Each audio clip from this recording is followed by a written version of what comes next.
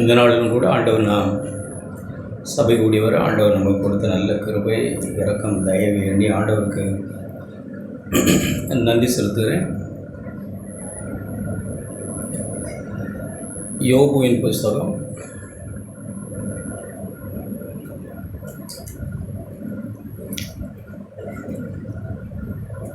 42வது அதிகாரம். நம்முடைய முற்பிதாக்கள் தேவனை கண்டார்கள். கண்டவர்கள் மட்டுமே வேதத்தில் பல விதங்களில் ஆசீர்வாதங்களை பெற்றவர்களாய் பிறரை ஆசீர்வதிக்கிறவர்களாய் இருந்திருக்கிறார்கள். அதில் நாம் வாசித்தபடி யோபு பல சூழ்நிலைகளில் நமக்கு தெரியும், இந்த பூமியில் தேவனாலும் சாத்தானாலும் ஒரு குற்றம் கூட சொல்ல முடியாத ஒரு அப்பழுக்கற்ற ஒரு மனுஷன். ஆனால் அவருடைய வாழ்க்கையில் அவர் கடந்து வந்த பாதைகளை நமக்கு தெரியும். ஆனால் அவர் இங்கே 42ஆம் அதிகாரத்தில் 2வது வசனத்தில் அவர் சொல்கிறதை போல நாமும் அவர் கடைசி தன்னுடைய சோதனை சூழ்நிலைகள் முடிவில் ஒரு விஷயத்தை சொல்லுது. பல நெருக்கங்களில் பல சூழ்நிலைகளில் ஒருவேளை அவர் பல தடுமாற்றங்களில் கூட போனார். அவர் போய் கடைசியாக தேவன் அவரோடு பேசி இடைப்பட்ட போது அவர் தேவனை பார்த்து அவர் சொல்லுகிற ஒரு வார்த்தை, முதல் வசனத்தில் யோபு கர்த்தருக்கு பிரதித்திரமாக எழுதியிருக்கு. தேவன் பேசினா யோபு பதில் பேசுகிறார். 2வது வசனத்தில் தேவரீர் சகலத்தையும் செய்ய வல்லவர், நீர் செய்ய நினைத்தது தடைபடாது என்பதை அறிந்திருக்கிறேன். கடைசியில் ஒரு முடிவுக்கு எட்டுன்னு அவர் ஆரம்பத்தில் அவர் அறியல்னாலும் கடைசியாக ஒரு விஷயத்தை அறிந்தார். தேவனே, நீர் செய்ய நினைத்தது தடைபடாது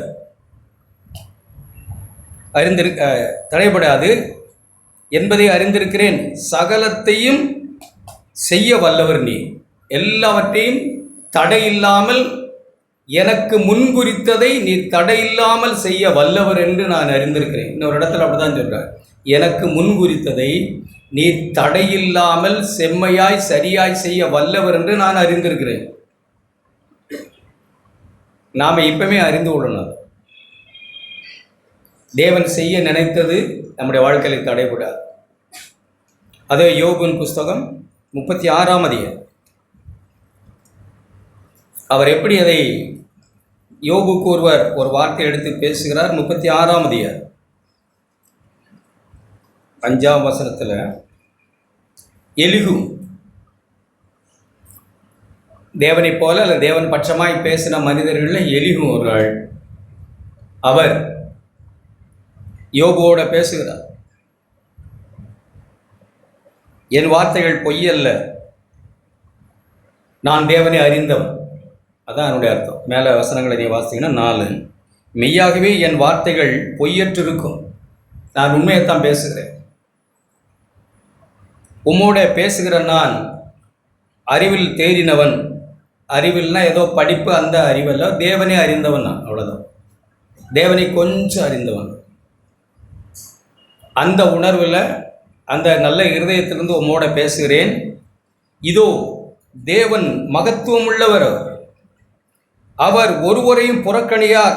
மன உருக்கத்திலும் அவர் மகத்துவம் உள்ளவர். ஆண்டவர் உருக்கத்திலும் அவர் மகத்துவம் உள்ளவர். நம்ம யோவான் சுவிசேஷம் 6:37 நாம் வாசிக்கிறோம், என்னிடத்தில் வருகிறவனை நான் புறம்பே தள்ளுகிறவன். நம்ம எல்லாரும் அப்படி ஆண்டவரிடத்தில் வந்த மக்கள். தேவன் என்ன நினைத்தார் ஆதியில் நாம் வாசிக்கிறோம்.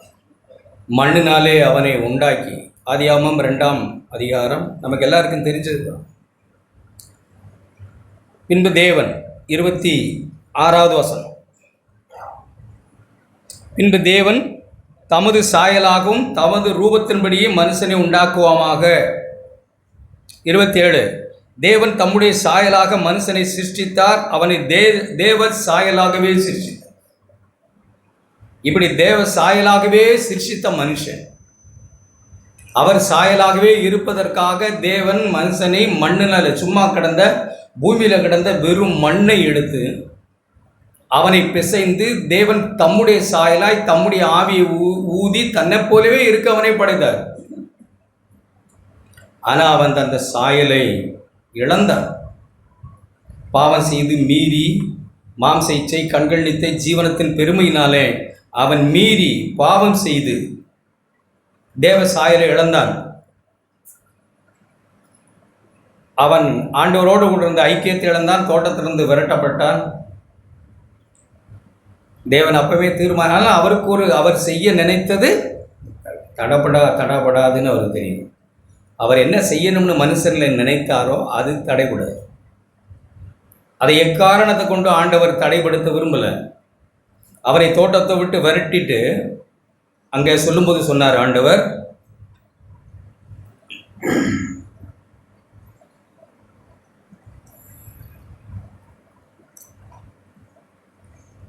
வசனம் 3:15, தேவனுடைய திட்டம் எப்போதுமே அவர் மனுஷனை தேவ சாயலா ஆக்கணுங்கிறது. அதில் அவர் ஒருபோதும் பின்வாங்கலை. அவர் என்ன சொன்னார்னா, அவர் ஸ்திரியை நோக்கி 15, உனக்கும் ஸ்திரிக்கும் உன் வித்துக்கும் அவள் வித்துக்கும் பகையை உண்டாக்குவேன், அவர் உன் தலையை நசுக்கி. தேவன் என்ன நினைத்திருந்தார், என்ன செய்தார்? மனுஷனை தேவ சாயலாகவே படைத்து நாசியிலே ஜீவ சுவாசத்தை ஊதி தேவ சாயலாகவே படைத்தவர் அப்பமே ஒன்று தீர்மானித்தார், தலையை நசுக்கி பிசாசை ஜெயித்து விழுந்து போன மனுஷனை தேவ சாயலாக்க அவர் ஒரு தீர்மானம் எடுத்தார். அதுதான் நம்ம பார்க்கிறோம். அந்த தீர்மானம் என்ன அப்படின்னா, தேவனே தம்முடைய குமாரனை மனுஷனாய் பூமிக்கு அனுப்பி, எப்படி தேவ சாயலை மனுஷன் இழந்தானோ அதே தேவ சாயலை மனுஷனுக்கு கொடுக்க தேவனே மாம்சம் இரத்தமாய் இந்த பூமியில மனுஷர் சாயலானார். நம்ம ரோமர் 8:3 வாசிக்கிறோம். 8ஆம் அதிகாரம், ரோமர் 8ஆம் அதிகாரம். நமக்கு தெரியும், மாம்சத்தினாலே பலவீனமாயிருந்த நியாயப்பிரமாணம் செய்யக்கூடாததை, நியாயப்பிரமாணம் எதிலிருந்தெல்லாம் நம்மை மீட்டுக்கொள்ள முடியாது இருந்ததோ அவைகள் இருந்தாலும் நம்மை மீட்டுக்கொள்ள மாம்சத்தினாலே பலவீனமாக இருந்த நியாயப்பிரமாணம் செய்யக்கூடாததை தேவனே செய்யும்படிக்கு தம்முடைய குமாரனை பாவ மாம்சத்தின் சாயலாகவும் பாவத்தை போக்கும் பலியாகவும் அனுப்பி மாம்சத்திலே பாவத்தை மனுஷனுடைய பாவங்களை ஆக்கினைக்குள்ளாய் தீர்த்தார். இன்னும் நாம வாசிக்கிறோம் 1 தீமோத்தேயு 3:16 நினைக்கிறேன். தேவன் மாம்சத்திலே வெளிப்பட்டார், மனுஷனாய் வெளிப்பட்டார். மனுஷனை திரும்பவும் தேவ சாயலாக்க தேவ சாயலை இழந்து, நாம பிலிப்பியர்ல வாசிக்கிறோம், தமக்கு தேவனுக்கு சமமாய் இருப்பதை கொள்ளையாடின பொருளாக எண்ணாமல் அடிமை நிறுவனெடுத்து மனுஷர் சாயலாகி வந்து இப்ப அவரிடத்துல நான் வந்திருக்கிறோம். அந்த ஆண்டவர் இந்த பூமியில வெளிப்பட்டார், அவரிடத்துல நான் வந்திருக்கிறோம். தமிழத்தில் வருகிற ஒருவனையும் அவர் புறம்பே தள்ளுகிறதே இல்லை. யாரெல்லாம் நான் இழந்த ஆண்டவரே உங்கள் சாயலை இழந்திருக்கிறேன், நான் பாவி, என் மேல கிருபையாயிரும், என் பாவங்களை மன்னியும், தேவனே நீர் இந்த பூமியிலே மனுஷனாய் வெளிப்பட்டு என் பாவத்துக்கு பரிகாரம் உண்டு பண்ணினீரே அப்படிங்கிற சத்தியத்தை ஆழமாக இருதயத்தில் உணர்ந்தவர்களாய் யாரெல்லாம் அவரிடத்துல வந்தோமோ அவர்களை ஒருபோதும் புறக்கணியார். அவர் மகத்துவம் உள்ள தேவன். நாம் யோபுல வாசிக்கிறோம், அவர் ஒரு மனுஷனையும் அவர் புறக்கணியார். ஏன் அப்படின்னா, அவர் என்ன செய்ய மனசில் நினைத்திருந்தாரோ அந்த திட்டத்தை அவர் நிறைவேற்ற நிச்சயமா அதை நிறைவேற்றுவார். தேவ சாயலாய் தேவகுமாரனுடைய சாயலுக்குப்பாய் இருப்பதற்கு நம்மை முன்குறித்த ஆண்டவர், அவருக்கு ஒரு திட்டம் இருக்கு. அவரிடத்துல வந்த மக்கள் நாம் ஏனோதானோன்னு வந்தவர்கள் அல்ல. தயவுசெய்து அப்படி நாம் யார் நினைக்கக்கூடாது. இந்த அரிசி பருப்புக்காக, இந்த பூமிக்குரிய மண்ணினுடைய தேவைக்காக வந்தவர்களாக இருக்கக்கூடாது. நாம் ஒருவேளை நம்முடைய ஆரம்ப வேணா அப்படி இருக்கலாம், சின்ன சின்ன தேவைகளை அடிப்படையாக வைத்து நம்ம வந்திருக்கலாம். ஆனால் தொடர்ந்து ஆண்டவர் நம்மளை பார்த்து இப்படி சொல்லக்கூடாது. யோவான் 6ஆம் அதிகாரத்தில் ஜனங்களை பார்த்து அப்படி சொன்னார். நீங்கள் யோவான் 6ஆம் அதிகாரம்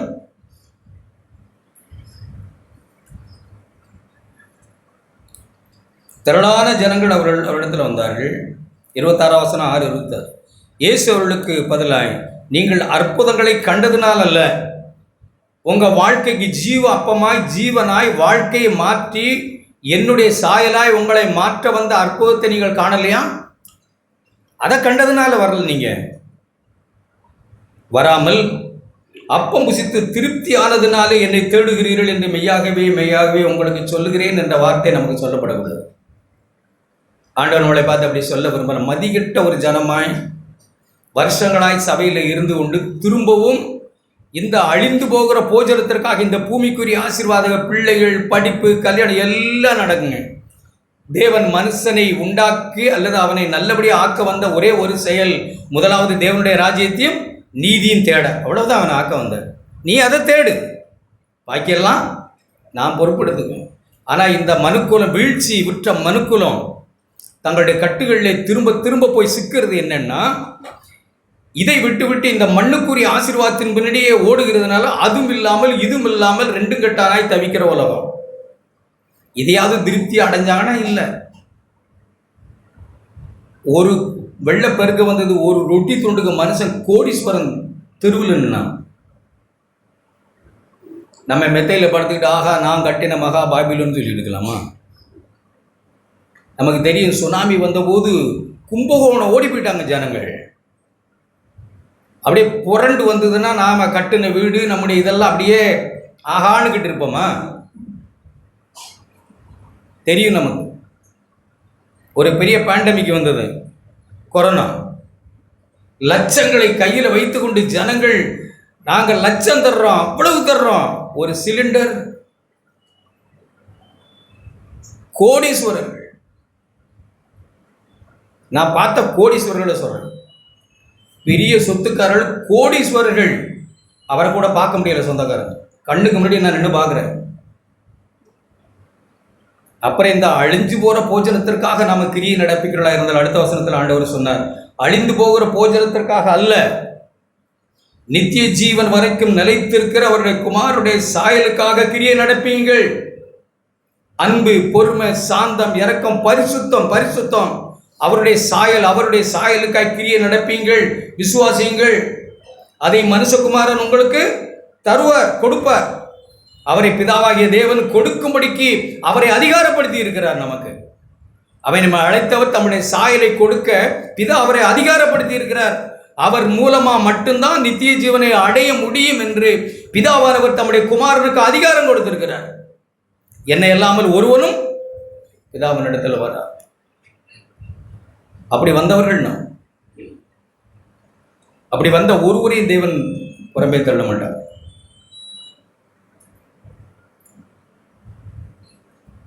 அப்படி வந்த மனுஷரை தேவன் எப்படித்தான் தம்முடைய குமாரனுடைய சாயலாய் மாற்றார். இது பூன்னு ஊதுறதுனால உண்டாகிறது அல்ல. இது மந்திரம் அல்ல, மேஜிக் இல்லை. நாம் ஏதோ நடக்குதுன்னு சின்ன பிள்ளைகள் தப்பாக யோசிக்கக்கூடாது. ஏதோ கொஞ்ச நாள் வந்துட்டா சரியாயிடுவோம். சகோதரர்களே, புதுசாக வந்தவங்க, நீங்கள் ஞானசனம் எடுக்காதவர்களாக இருக்கலாம். ஏதோ கொஞ்ச நாள் சபைக்கு போயிட்டா நம்ம நல்லா ஆயிடுவோம்லாம் நினைக்கக்கூடாது. அப்படி ஆகவே மாட்டோம். ஒரு பழக்கத்துக்கு வந்துடும்.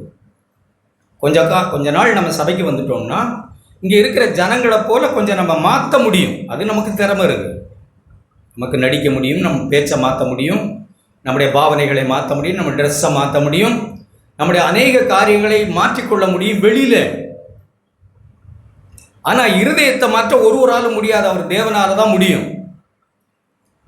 அவர் தான் நமக்கு கல்லான இருதயத்தை எடுத்து சதையான இருதயத்தை தரணும். அதை யாருக்கு தான் தருவார்? தேவனே, நான் பாவி, என் மேலே கிருபை ஆயிரும், என் கல்லான இருதயத்தை எடுத்து என் சதையான இருதயத்தை தான்.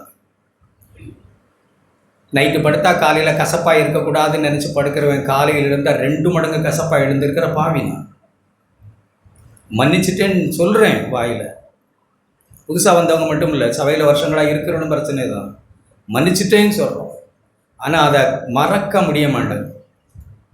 மன்னிச்சுட்டேன்னு சொல்கிறோம், ஆனால் அன்பில் அப்படியே பின்வாங்குகிறோம்.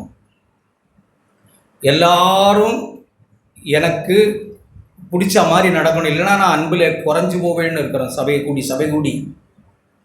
கூடி அன்பில் மாயம் கலக்குது.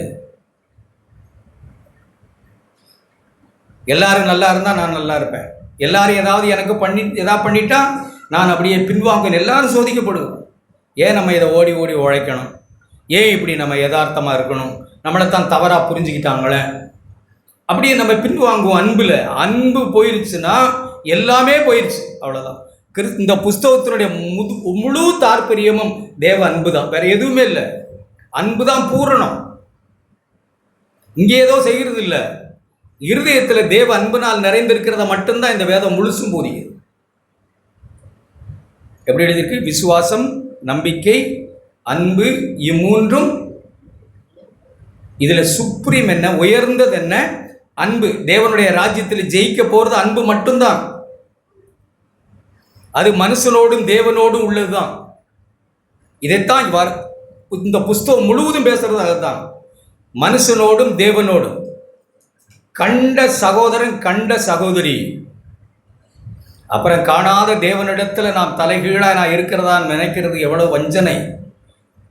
தேவனே, நான் எவ்வளவோ குறைபடுகிறேன், என்னை உடைய குமாரனுடைய சாயலை நீ மாற்றணும் அப்படின்னு நம்ம வந்தால் தேவன் நம்மை பார்த்து, யோவான் 12ஆம் அதிகாரம், ஆண்டவரை காண வந்திருக்கிறோம், ஆண்டவரோடு வாழ வந்திருக்கிறோம், ஆண்டவருக்காய் கனி கொடுக்க வந்திருக்கிறோம், அப்பா பிதாவே என்று தொழுது உள்ள ஆசையாய் வந்திருக்கிறோம், அவருடைய செல்ல பிள்ளைகளாய் வந்திருக்கிறோம். எவ்வளவு வாஞ்சியாய் நம்ம வந்திருந்தாலும் ஆண்டவர் நம்மை பார்த்து சொல்லுகிற வார்த்தை அதை நம்ம பார்க்குறோம். 21ஆம் வசனம். கலிலேயா நாட்டு பெத்சாயிதா ஊரானாகிய பிலிப்பினிடத்தில் வந்து, ஐயா, இயேசுவை காண விரும்புகிறோம் என்று அவனை கேட்டுக்கொண்டார்கள். இயேசுவை காண விரும்புகிறோம். இருதயத்தில் சுத்தமுள்ளவர்கள் வாக்கியவான்கள், அவர்கள் தேவனை காண்பார்கள் தான் வேதத்தில் நம்ம மத்தேயு 5 வாசிக்கிறோம். இவர்கள் என்ன சொல்றாங்க? நாங்கள் இயேசுவை காண விரும்புகிறோம். அடுத்த வசனம். அப்பொழுது இயேசு அவர்களை நோக்கி, மனுஷகுமாரன் மகிமைப்படும்படியான வேளை வந்தது. அவரை காணணும், அவர் மகிமைப்படும்படியான வேளை வந்தது. அடுத்த வசனம். மெய்யாகவே மெய்யாகவே நான் உங்களுக்கு சொல்லுகிறேன், கோதுமை மணியானது நிலத்தில் விழுந்து சாகாவிட்டால் அது எப்படி இருக்கும்? தனித்து. சபைக்கு நம்ம வர்றோம், சந்தோஷம், கவனிக்கிறீங்களா? எல்லாரும் நல்லவர்கள் அப்படின்னு நம்ம நினைக்கிறோம். பரவாயில்ல, அப்படி நினச்சா தப்பு இல்லை. தேவன் நம்மளை மாற்றி இருக்கிற, அவ்வளோதான். நாம் நினைக்கிறதுக்கு ஒன்றும் இல்லை. நாம் பரிசுத்தவான்கள், அவருடைய பிள்ளைகள், எல்லாம் ரைட்டு. அப்படியே ஒரு கோதுமை மணி தான் நான். ஆனால் கோதுமை மணியாய் ஒரு கண்ணாடி டப்பார் எத்தனை வருஷங்களாக கேட்டுக்கிட்டு இருக்கிறோம். நான் கோதுமை மணியாய் ஒரு கண்ணாடி டப்பாவில் போட்டு வச்சு அந்த கோதுமை மணி வருஷமாக இருக்கும், நல்லா பதப்படுத்தப்பட்டதுன்னா ஒரு பிரயோஜனம் இருக்காது. சிலர் நாம் அப்படி யோசிக்கிறோம், நாம் அப்படி சரி இப்படி சரி, நான் நீதிமான், நான் பரிசுத்தன், நான் எல்லாம் ரைட், கோதுமை மணி. ஆனால் அந்த கோதுமை மணி யாருக்காவது பலனை கொடுக்கணும்னா முதல்ல அது குடும்பத்துக்கு, பிள்ளைகளுக்கு, மனைவிக்கு, புருஷனுக்கு, பிள்ளைகளுக்கு நாம் பலனை கொடுக்கணும்னா என்ன சொல்கிறாங்க? கோதுமை மணி நிலத்தில் விழுந்து சாகாவிட்டால் தனித்திருக்கும், செத்ததே ஆகில் மிகுந்த பலனை கொடுக்கும். நாம கோதுமை மணியா நிலத்தில் சாகணும்னா மனுஷருடைய அபிப்பிராயங்கள், மனுஷருடைய தூற்றல்கள், மனுஷருடைய தவறாய் புரிந்து கொள்ளுதல், மனுஷருடைய குற்றச்சாட்டுகள், பொய், எவ்வளவு வரும், நமக்கு எல்லாம் வரும், வராமல் இருக்க. குடும்பத்தில் வரலாம். ஆனால் தனக்குத்தானே பிரிந்திருக்கிற எந்த வீடும் வாழாகும். வீட்டில் இப்படி கோதுமை மணி போல நல்ல ஆட்கள் தான். நான் நீதிமான், நான் நீதிமான், நான் நீதிமான், நான் நீதிமான், புருஷன் மனைவி 2 பேரும் நல்லது தான். ஆனால் அந்த கோதுமை மணி நிலத்தில் விழுந்து சாகலைன்னா பலனே இருக்காது, எல்லாம் பிரிஞ்சுது. தனக்குத்தானே பிரிந்திருக்கிற புருஷன் மனைவி இன்னும் வாக்குவாதம், சந்தேகம், பயம், மிரட்டல், உருட்டல், ஒரு நல்ல ஐக்கியம், அன்பு, கிறிஸ்து நான் உங்களில் அன்பாக இருந்தது போல நீங்கள் அன்பாருங்கன்னு சொல்கிற கற்பனைக்கு ஆழமாய் ஆண்டவரிடத்தில் வந்து ஆண்டவரே நான் அப்படி இல்லையேன்னு மனம் திரும்பி ஆண்டவரிடத்தில் ஒப்புரவாகி மனுஷரிடத்தில் ஒப்புரவாகி வாழ விரும்பாத ஒரு குடும்பம், தனக்குத்தானே பிரிந்திருக்கிற குடும்பம், சபை எல்லாமே பாழாகும். அப்போ நாம் கோதுமை மணி போல நிலத்தில் விழுந்து சாகணும். அதைத்தான் தேவன் நம்முடைய வாழ்க்கையில் செய்ய விரும்புகிறார். சபைக்கு அப்படி நம்ம உயிரோட்டமாய் சந்தோஷமாய் ரட்சிக்கப்பட்ட பிள்ளைகளாக நாம் வந்திருந்தால் நம்மளை எல்லா சூழ்நிலையிலும் நாம் காணாத காரியங்களை நம்முடைய வாழ்க்கையில் காண்பித்து நம்மை மரணத்துக்கு ஒப்பு கொடுக்க தான் நம் தேவன் நம்மை அழைத்திருக்கிறார். ஏசாயா புஸ்தகம் 28ஆம் அதிகாரம்.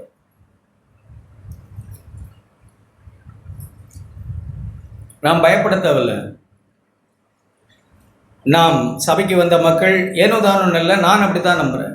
பல சட்டத்திட்டங்கள், பல நியாயப்பிரமாணங்கள், சபையில் அதை செய்யணும் இதை செய்யணும், அப்படி செஞ்சு நல்ல பேர் வாங்கணும், இப்படி செஞ்சு நல்ல பேர் வாங்கணும், அப்படி மூப்பர்களை துதிப்பாடணும், இப்படி மூப்பர்களை நம்ப வைக்கணும், நிறைய சட்டத்திட்டங்களுக்கு உட்பட்டு இப்போ வாழலாம். அப்போ வாழ்ந்த ஜனங்களோடு ஆண்டவர் பேசினார். 613 கற்பனைகளை கைக்கொள்ள பிரயாசப்பட்டு 1 தவறி 0வுக்கு வந்து திரும்ப பிரயாசப்பட்டு 10 நிறைவேற்றி அப்புறம் 1 தவறி 0வுக்கு வந்து, இதுதான் நியாயப்பிரமாணத்தின் கிரியை. 1 தவறினால் எல்லாவற்றிலும் தவறினால்னு எழுதியிருக்கு. முடியாமல் வருத்தப்பட்டு பாரம் சுமந்த மக்கள் அப்படிதான் அழைச்சாங்க. மத்தேயு 11:28 வருத்தப்பட்டு பாரம் சுமக்கிறவர்களே, ஆண்டவருடைய கற்பனைகளை நிறைவேற்ற, எத்தனையோ சட்டத்திட்டங்களை நிறைவேற்ற வருத்தப்பட்டு பாரம் சுமந்து தேவனுக்கு பிரியமா இல்லாமல் போன அந்த காலத்தில் இருந்த யூதர்கள், அவர்களை பார்த்து அழைத்தார். வருத்தப்பட்டு பாரம் சுமக்கிறவர்களே, நீங்கள் எல்லாரும் என்னிடத்தில் வாங்க, நான் உங்களுக்கு இளைப்பாறுதல் தருவேன்.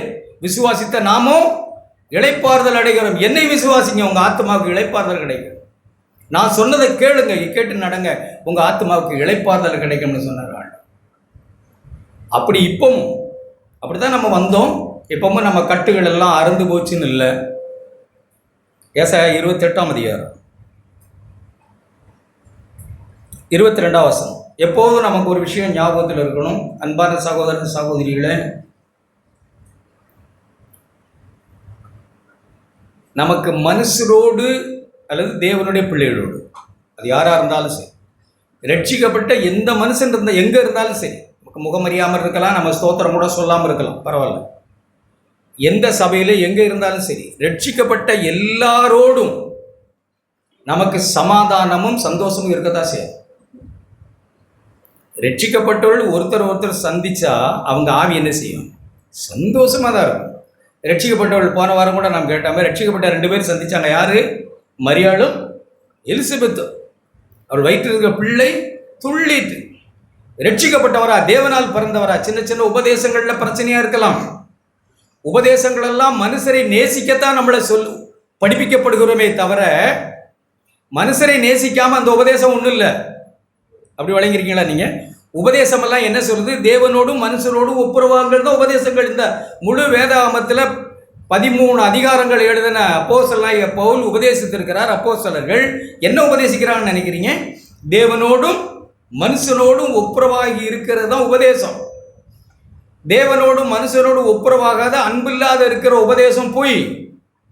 அப்படி நாம நல்ல சபையில் இருக்கிறோம், நல்ல உபதேசத்தை கேட்கிறோம், அப்பம் வைக்கிறவங்களோட கூட என்னோட கூட அன்பா இருக்க முடியாதுன்னு சொன்னா நாம கற்றுக்கு அது உபதேசம் அல்ல. தேவன் நமக்கு உபதேசித்த உபதேசம் அல்ல, அது அப்போஸ்தலருடைய உபதேசம் அல்ல, ஆண்டவர் உபதேசித்த உபதேசம் அல்ல. பல கட்டுகள் நம்மகிட்ட இருக்கு, இன்னும் அறுக்கப்பட வேண்டியிருக்கு. அல்லது நம்மகிட்ட இன்னும் எவ்வளோ இருள் இருக்கு. இருள் மீன் நான் காணாதவைகள் கண்டவைகள் இருக்கிற, நான் சத்தியத்தை கண்டு தடுமாறுகிறவைகள்.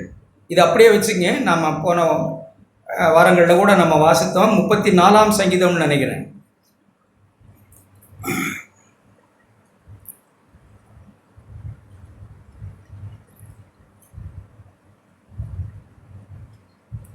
யாருக்காக ஞாபகம் இருக்கா?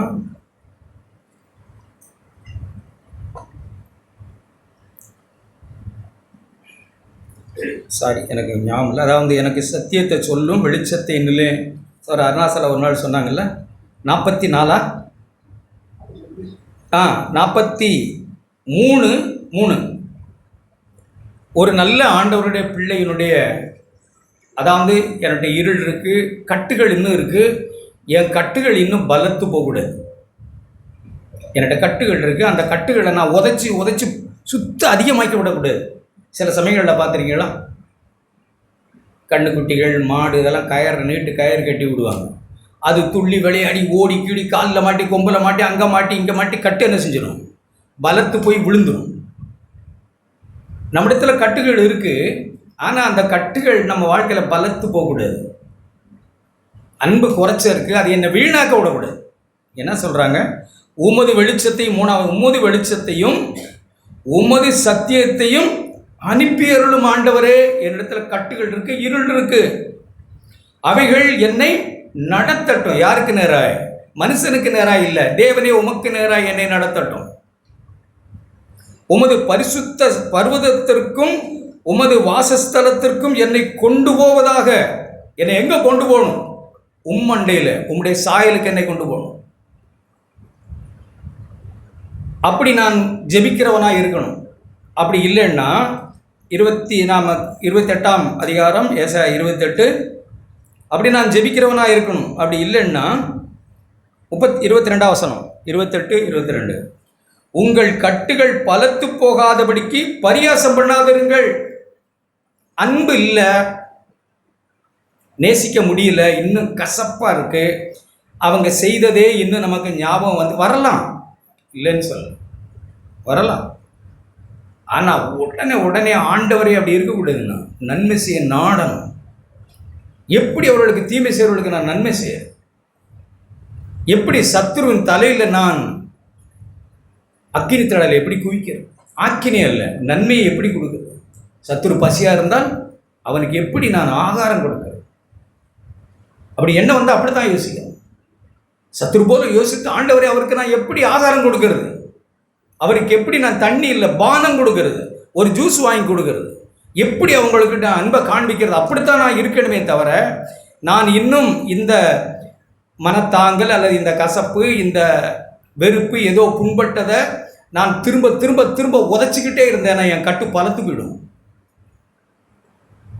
திரும்ப திரும்ப நான் பயங்கர இருளுக்குள் போய்கிட்டே இருப்பேன், விடுவிக்கவே முடியாத சூழ்நிலைக்கு போயிடுவேன், மன அழுத்தங்களுக்கு போயிடுவேன். நான் எனக்கு அதை செய்தாங்க இதை செய்தாங்க அப்படி இப்படி இப்படி கட்டு பலத்து போகுது. இன்னும் சொல்லப்போனால் அப்போஸ்தலன் பவுலை பற்றி தேவன் அப்படி தான் சொன்னார், முள்ளில் உதைக்கிறது உனக்கு கடினம். மறுபடியும் பிறந்த தேவனுடைய சபையில் அப்பம் விற்கிற ஒரு பிள்ளையோடு நீ கொண்டிருக்கிற மனோபாவம் முள்ளில் உதைக்கிற மாதிரி விளங்கியிருக்கோமா? லேசனா மூஞ்ச தூக்கிக்கிறோம், மனத்தாங்கல் அடைகிறோம், அப்படின்றோம் இப்படின்றோம். அப்புறம் எத்தோளோ நாளாகுது செட்டில் ஆகி ஒரு நிலைக்கு வர்றதுக்கு. வந்தா சந்தோஷம், இல்லைன்னா முள்ளில் உதைக்கிறது நமக்கு கஷ்டம். நம்ம காலு தான் காயமாகும், இருதயம் கெடும், கட்டு பலத்து போகும். இப்படியெல்லாம் வீழ்ச்சி விட்ட மனுஷனுக்கு இதைத்தான் செய்ய தெரியும். நம்ம யோபு வாசித்து பாருங்க.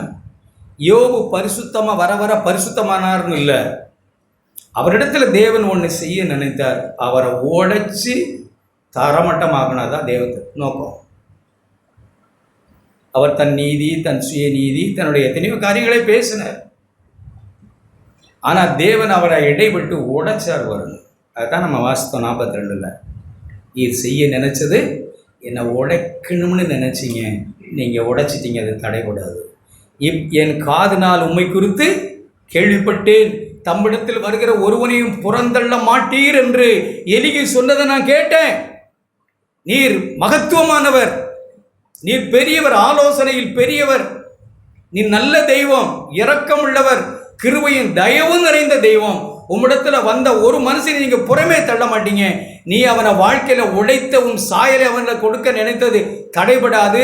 காதுகளினால் உம்மை குறித்து கேட்டேன், இப்ப என் கண் உம்மை காண்கிறது, நான் தூளிலும் சாம்பலிலும் இருந்து மனஸ்தாபப்படுகிறேன் ஆண்டவரே.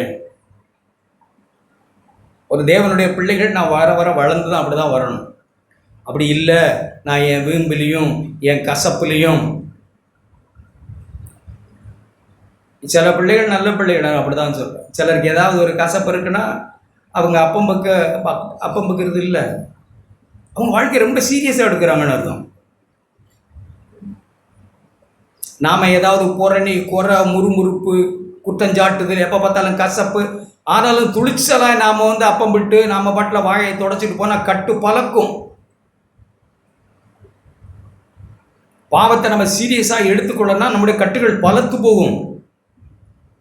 இப்படியெல்லாம் மனுஷன் இவன் இப்படி தான். இவனை சீர் செய்யணும்னா இவனை உடைச்சி உருவாக்கணும். தேவன் பல சூழ்நிலைகளில் நாம் அனுமதிக்கிறார். இங்கே என்ன சொல்லுதுன்னா, பலத்து போகாதபடிக்கு பரியாசம் பண்ணாத. சிலர் பரியாசம் பண்ணுறோம்.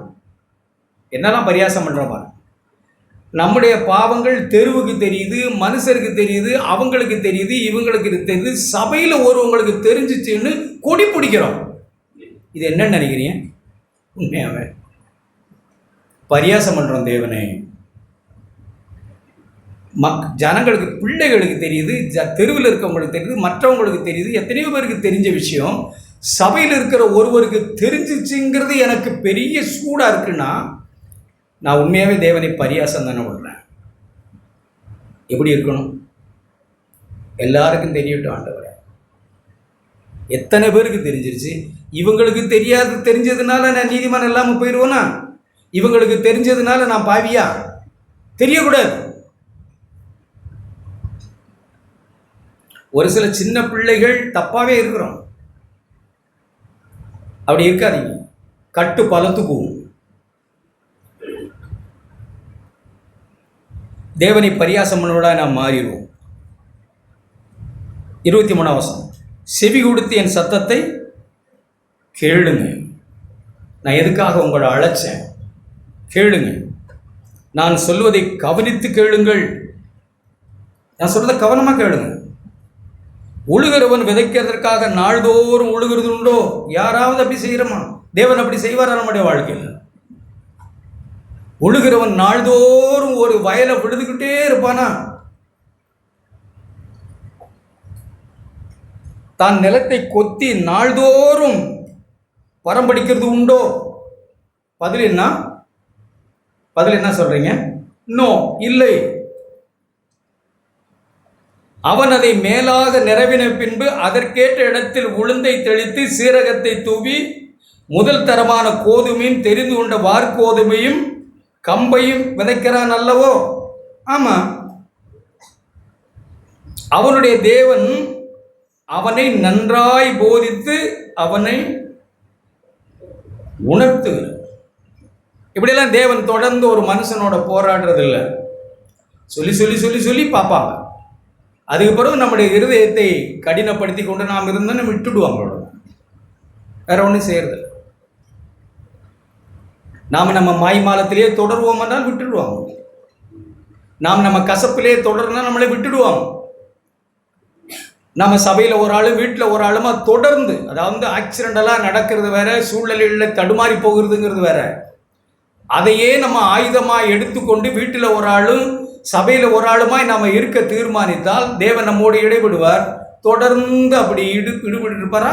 மாட்டார். செய்ய மாட்டார், விட்டுடுவார். அவனுடைய தேவன் அவனை நன்றாய் போதித்து உணர்த்துகிறதுக்காகத்தான் நம்மளை ரட்சித்திருக்கிறார். உளுந்து துலாத்தாலே போரடிக்கிறது இல்லை. உளுந்து துலாத்தின என்னன்னு தெரியல. உளுந்துனா ஒரு பெரிய உருளையை போட்டு அதை பண்ணுவாங்களா? உளுந்து எப்படி அடிப்பாங்க? கம்பால. சீரகத்தின் மேல் வண்டலின் உருளை சுற்ற விடப்படுகிறதும் இல்லை. அப்படி சீரகத்தின் மேல பெரிய வண்டியை விட்டு உருளை விடுவாங்களா? ஒன்று மாவா போயிடும், ஒன்றும் கிடையாது. உளுந்து கோலினாலும் சீரகம் மிலாற்றினாலும் அடிக்கப்படும். யாரை எப்படி நடத்தணும்? என்னத்துக்காக? தேவ சாயலை அவர்களே காண, தேவ சாயலை உருவாக்க. ஒவ்வொருவருக்கும் விதவிதமாய் தேவன் நடத்தி கொண்டு வரது அவருக்கு தான் தெரியும். நம்முடைய இருதயத்தின் கடினம் நமக்கும் தெரியும், தேவனுக்கும் தெரியும். நம்முடைய இருதயத்தின் நினைவு நமக்கு தெரியும், தேவனுக்கும் தெரியும். அவன் இருதயத்தின் நினைவு எப்படியோ அப்படியே இருக்கிறான். சும்மா இருக்கவே முடியாது. இதயத்தில் ஒன்றை வச்சுக்கிட்டு மனைவி கிட்ட நடிக்கவே முடியாது. காலையில் இல்லை, சாயங்காலம், மறுநாள்னால பொத்துக்கிட்டு வந்து அவ்வளோ. அது ஏதாவது ஒரு வகையில் வந்துடும், வெளிப்படும். இருதயத்தின் நினைவு. அப்போ இருதயத்தின் நினைவை நம்ம சரி பண்ணிக்கிட்டே இருக்கணும். அதுதான் நம்முடைய வேலை ஆண்டவரிடத்தில். யாருக்கும் தெரியாமல் நம்ம உட்கார்ந்துருக்கும் போது, யோசிக்கும் போது, மற்றவங்களை பற்றி சிந்திக்கிற சிந்தனைகள், யோசனைகள் குறித்து நம்ம அக்கறையாக இருக்கணும். இது உங்கள் சிந்தல்ல, இது உங்கள் எண்ணம் அல்ல. நீங்கள் இருந்தால் இப்படி இருந்திருக்க மாட்டீங்க. ஆண்டவரே, நீர் பேசினா இப்படி பேச மாட்டீங்க, நீங்கள் இப்படி சிந்திக்க மாட்டீங்க, நீங்கள் வாங்கினா இப்படி வாங்க மாட்டீங்க, உங்களை இப்படி நடத்தினா நீங்கள் இப்படி நடக்க மாட்டீங்க. திரும்ப உங்களை எப்படி வேணாலும் மனுஷர்கள் நடத்தலாம், ஆனால் நீர் அப்படி நடந்திருக்க மாட்டீர். நான் அப்படி நடக்க பார்க்கிறேன், பதிலுக்கு பதில் செய்ய பார்க்கிறேன், பழிவாங்க பதுங்கி இருக்கிற நான். அப்படிலாம் இருந்தால் தேவன் நம்மை பழி வாங்குவார். அப்படிதான் பழி வாங்குதல் எனக்குரியது, நானே பதில் செய்வேன், நீ பழி வாங்காமல் எழுது. ரோமர் 12 நினைக்கிறேன். நீ பழிவாங்க பதுங்கக்கூடாது. மன்னிக்காம இருக்கிற மனோபாவமே பழிவாங்க பதுங்கி இருக்கிற எண்ணம். கசப்பே பழிவாங்க பதுங்கி இருக்கிற எண்ணம். அது நம்ம விழிச்சுக்கிறோம். ஒருத்தர் மேல கசப்பு இருக்கு, நம்ம சும்மா இருந்துரும் நினைக்காதீங்க. ஏதாவது ஒரு வாய்ப்பு அவர் வந்தால் அவர் பேரை இழுத்துருவோம், டக்குன்னு குறைச்சி பேசிடுவோம். நாம அப்படித்தான். அந்த கசப்பு இருந்தால் எப்பமாவது அவரை தரக்குறைவாய் பேச வைக்கும், செய்ய வைக்கும், நினைக்க வைக்கும், நடத்த வைக்கும். நம்மளை சும்மா இருக்காது அந்த கசப்பு. பழிவாங்க காத்திருக்கிற ஒரு எண்ணம் தான் கசப்பு. ஆண்டவரே, நான் அப்படி இருக்கக்கூடாது, நீங்கள் இருந்தால் இப்படி இருக்க மாட்டேன். சிநேகிதனேன்னு சொன்னீங்க ஆண்டவரே, என்னை எப்படினாலும் என்னை உடைச்சி நீங்கள் உருவாக்கணும் ஆண்டவரே. நான் நல்லா இல்லை, உங்கள் சாயல் என்னில் நீங்கள் பார்க்கணும் ஆண்டவரே. உண்மை நான் இருதயத்தில் சுத்தமுள்ளவனாக இருந்தவங்கள நான் தரிசிக்கணும் ஆண்டவரே.